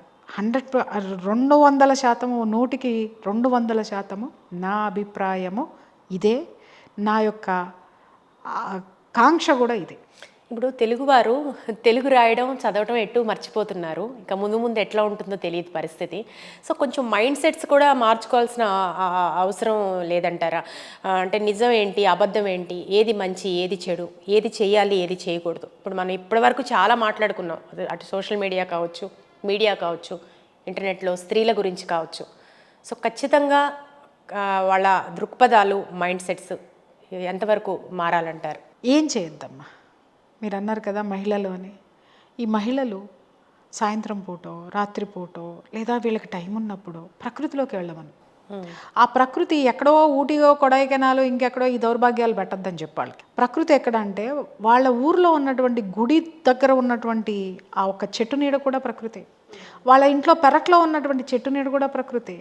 ఒక పున్నమి వెన్నెల రోజున హాయిగా మిద్దె ఉంటే మిద్దె పైకి వెళ్ళి చంద్రుణ్ణి చూసుకుంటూ కనీసం ఒక అరగంట తనను తాను సింహావలోకనం చేసుకుంటే చాలు. ఈ ప్రశాంతత, ఈ హాయి నా జీవితం మొత్తం ఉండాలంటే నేనేం చేయాలి? ఇంత సంతోషము ఎన్ని వేల కోట్లు పెడితే నాకు ఇస్తారు? ఎవరిచ్చారు ఆ ప్రశాంతతని? చంద్రుడిచ్చాడు. ఎవరిచ్చారు ఆ ప్రశాంతతని? అద్భుతమైనటువంటి ఆకాశము, విశాలమైనటువంటి ఆకాశం ఇచ్చింది. ఎవరిచ్చారు ఈ ప్రశాంతతని? నీలో ఉన్న శ్వాస ఇచ్చింది. ఎవరు తీసుకుంటున్నారు ఈ ప్రశాంతతని? నీ శరీరము. ఎవరు అనుభవిస్తున్నారు? నీ శరీరంలో ఉన్నటువంటి ప్రతి నాడి, నరము, అణువు, పరమాణువుతో సహా ప్రతి అవయవము పులకరిస్తుందే. దీన్ని ఎంత పెట్టి కొంటావు? ఎన్ని కోట్లు ఖర్చు పెడితే నీకు వస్తుంది? దీన్ని సుస్థిరం చేసుకోవాలంటే నీ కుటుంబంతో నువ్వు ఎలా ఉండాలి, సమాజంతో నువ్వు ఎలా ఉండాలి? పక్కనాడు సైకిల్ కొంటే నేను స్కూటర్ కొంటా, వాడు స్కూటర్ కొంటే నేను కారు కొంటా, వాడు కారు కొంటే నేను బెంజి కారు కొంటా, వాడు బెంజి కారు కొంటే నేను ఇంకా అప్పులు పాలైపోయి సూసైడ్ చేసుకుంటా. ఈ స్థితిని మారేసి నీ కుటుంబాన్ని అద్భుతంగా నువ్వు తయారు చేసుకుంటూ వెళితే నీ కొడుకు ఖచ్చితంగా అయ్యే యోగం ఉంటే రాజు అవుతాడు. ఖచ్చితంగా నీకు అయ్యే యోగము, నువ్వు ఒక ప్రశాంతమైన వాతావరణాన్ని నువ్వు ఇచ్చావంటే నువ్వే మహారాణివి అవుతావు. అది ఎందుకు అర్థం చేసుకోరు? ప్రకృతిని అర్థం చేసుకోవటం మొదలు పెట్టమని ఈ మహిళల్ని, వాళ్ళు అర్థమవుతారు. ఈ సమాజంలో ఎలా ఉండాలో వాళ్ళకి అర్థమవుతుంది. ఏ విధంగా ముందుకు సాగాలో కూడా వాళ్ళే the best friends and best guides. చాలా బాగా చెప్పారండి. ప్రకృతిని, పంచభూతాలని కనుక మనం అర్థం చేసుకోవడానికి ప్రయత్నిస్తే అసలు తెలుసుకోలేని విషయం అంటూ ఏది ఉండదు. ఇకపోతే ఇంకొక మోస్ట్ ఇంపార్టెంట్ పాయింట్, స్త్రీ పురుష సంబంధాలకు సంబంధించి ఈ మధ్యకాలంలో అసలు వాళ్ళకి ఏ బంధనాలు అనేది లేకుండా పోతున్నాయి. చాలామంది మేధావుల్లో కావచ్చు, ఇది మన ధర్మానికి విరుద్ధంగా జరుగుతోంది అనే ఆందోళన కూడా వ్యక్తం చేస్తున్నారు. కోర్టు తీర్పులు కూడా ప్రవర్తనల్ని, వీటిని చాలా అంటే ఆమోదించేలాగా తీర్పులు ఇవ్వటం, వీటిని ఎట్లా చూడాలంటారు? నేను ఇందాక ఒక మాట చెప్పానమ్మా, పెళ్ళిళ్ళు ఎలా జరుగుతున్నాయి? కెమెరామాన్ల డైరెక్షన్లో జరుగుతున్నాయి, శాస్త్రోక్తంగా జరగట్లేదు, వేదమంత్రాల సాక్షిగా జరగట్లేదు. కొంతమంది కుహనా మేధావులు మాట్లాడతారు, మేము రిజిస్టర్ మ్యారేజ్ చేసుకున్నాం, ఇన్ని సంవత్సరాల నుంచి బతకలేదా అన్నారు. ఎస్, అది కూడా గొప్పదే. కానీ ఎప్పుడు బతికారు మీరు? మీ మనసులో ఒకటే ఈ రోజు బతికారు. మీరు కలిసిన ముహూర్తం కూడా గొప్పది, అందుకే మీరు ఉన్నారు. మీరు ఎంచుకున్నటువంటి మార్గం ఏంటి? మేము జీవితాంతం ఇలా ఉండాలని మీరు ఒకటి గిరి గీసుకున్నారు కాబట్టి మీరు ఉన్నారు. వీటన్నిటికీ ఒక నియమం అనేది మీ జీవితంలో ఒక మాట ద్వారా మీరు వేసుకున్నారు. ఇక్కడ ఒక మంత్రం ద్వారా, ఇక్కడ మన ధర్మాన్ని బట్టి మనం వేస్తున్నాం. ఇవాళ ఎందుకు ఇన్ని కోర్టు కేసులు ఇవన్నీ ఎందుకు జరుగుతున్నాయి అనంటే, నువ్వేమిటో తెలుసుకోవట్లేదు, నీ ధర్మం ఏంటో తెలుసుకోవట్లేదు, నీ కుటుంబం యొక్క బలం ఏంటో తెలుసుకోవట్లేదు, నీ బలగం ఏంటో నీకు అవసరం లేదు. ఈ మధ్య కొత్తగా మాట్లాడుతున్నారు పిల్లలు, ఏంటి బంధువులు మనకి తిండి పెడతారా, సమాజం మనకి తిండి పెడుతుందా అని. నిజమే, వాళ్ళకు కూడా చెప్తున్నాను, బంధువులు తిండి పెట్టరు, సమాజం తిండి పెట్టదు. కానీ వీళ్ళిద్దరూ దూరం అయితే మాత్రం నీ కూడు కూడా నువ్వు తినలేవు, నీ తిండి కూడా, నీ ప్లేట్లో ఉన్న తిండి కూడా నువ్వు తినలేవు ప్రశాంతంగా. అది గుర్తుపెట్టుకుంటే చాలు. ఇవాళ కమర్షియలైజ్ అయిపోయినాయి అంటే ఏంటి అంటే కుటుంబ వ్యవస్థ కునారిల్లిపోయిందమ్మా, కుదేలైపోయింది. విద్యా వ్యవస్థ, కుటుంబ వ్యవస్థ, సామాజిక పరిస్థితులు ఇవన్నీ కూడా స్వార్థంతో ఎందుకు ఆలోచిస్తున్నాయి అనంటే, మనం కొన్నిటిని మీరు చెప్పారు ఇందాక, ఏది అనవసరమైన వాటి వెంట, వస్తువుల వెంట పరిగెడుతున్నాము తప్ప వ్యవస్థాగతమైనటువంటి వ్యవహారాలని మనం క్రతువుల్ని ఎప్పుడో మానేసాం, పట్టించుకోవడం మానేసాం. అసలు మనం ఏంటో మనకు తెలియకుండా బతికేసాం. ఎవడో వచ్చి మన మూలాలని చెరిపేశాడు. కానీ రాయడానికి సిద్ధంగా ఉన్న వాళ్ళని నువ్వు పిలవట్లేదే, పిలిచి చూడు. ఖచ్చితంగా ఈ బంధాలు ఎందుకు నిలబడవో నేను చెప్తాను. ఇవాళ అంటున్నారు ఇవాళకి ఇది బాగుందమ్మా, ఎవరికి వాళ్ళు విడిపోయి బతకడం అనేది ఈ రోజుకు బాగుంది. కానీ ఒంటరి జీవితాలు చివరికి తేలిన రోజున, ఆ రోజు మళ్ళీ కలవాలనుకున్నప్పుడు కొత్త వ్యవస్థ, కొత్త బంధాలు నిజంగా పునర్నిర్మితమయ్యేటటువంటి రోజు అతి దగ్గరలోనే ఉంది, రాసిపెట్టుకో. అంటే కోర్టులు కూడా ఇంతకు ముందులాగా కొంచెం బలంగా ఉన్నట్లయితే ఈ సంబంధాలు కాస్త చిక్కగా ఉండేవేమో అనే ఒక థాట్స్ కూడా చాలా మందిలో ఉన్నాయి. ఏమంటారు మీరు? నేను ఇక్కడ ఒకటే చెప్తున్నాను తల్లి, నీ బంధాన్ని నిలబెట్టడానికి కోర్టు ఎవరు, విడగొట్టడానికి కోర్టు ఎవరు? నీ కోర్టు ఎవరు? నీ జడ్జి ఎవరు? నువ్వే. నీ జడ్జి ఎవరు? నీ నిర్ణయమే. నీ కోర్టు ఏంటి? నీ జీవితమే. కానీ నీ ఆర్గ్యుమెంట్ ఎవరితో చేసుకోవాలి? నువ్వు నీతో. ఆ పరిస్థితులు ఇప్పుడు లేవు కదండి. తెచ్చుకోవాలి. లేవు, కావు, రావు ఇలాంటివన్నీ సింపుల్గా మాట్లాడేసి, ఇందాక నేను అన్నాను కొంతమందిని ఎర్నలిస్టులని, ఇప్పుడు వీళ్ళందరినీ అంటాను ఎస్కేపిస్టులు. పోరాడటం చేత కాదు, నిలబడటం చేత కాదు, ధైర్యంగా నిలదొక్కుకోవడం చేత కాదు, అస్సలు యుద్ధమే రాదు వీళ్ళకి. యుద్ధంలో ఎవడు పలాయనం చిత్తగిస్తాడమ్మా? పిరికివాడు. వీళ్ళందరూ పిరికివాళ్లే, అందరూ పిరికివాళ్లే. సంసారం నుంచి పారిపోయేవాళ్ళు కానీ, సంసార బంధాలను విడగొట్టుకునేటటువంటి వాళ్ళు కానీ, కుటుంబంలో నుంచి పారిపోయేవాళ్ళు కానీ పిరికి పందలు వీళ్ళంతా. ఇలాంటి వాళ్ళ కోసము మనం ఒక రాజ్యాంగాన్ని రాయాలా అంటే ఖచ్చితంగా రాసే రోజు డెఫినెట్గా వస్తుంది. వీళ్ళే రాస్తారు, విడిపోయిన వీళ్ళే మళ్ళీ ఒక కొత్త శకము, ఒక కొత్త శాస్త్రాన్ని, కొత్త శాస్త్రం కాదు ఉన్న శాస్త్రాన్నే కొత్త పుస్తకాల్లో పెట్టి మరీ ముందు తరాలకి అందించే రోజు వీళ్ళ ద్వారానే జరుగుతుంది. ప్రియా చౌదరి గారు, మీరు స్టూడియోకి వచ్చి చాలా విషయాలు సనాతన ధర్మం గురించి, మీడియా పోకడ్ల గురించి, ముఖ్యంగా సోషల్ మీడియాలో జరుగుతున్న ఈ విపరీత ధోరణుల గురించి, అలాగే సామాజిక అంశాల గురించి చాలా చక్కగా విశ్లేషణ చేశారు. చాలా అనాలిసిస్, చాలా సంతోషంగా అనిపించింది. థ్యాంక్ యూ సో మచ్ అండి. థ్యాంక్ యూ తల్లి.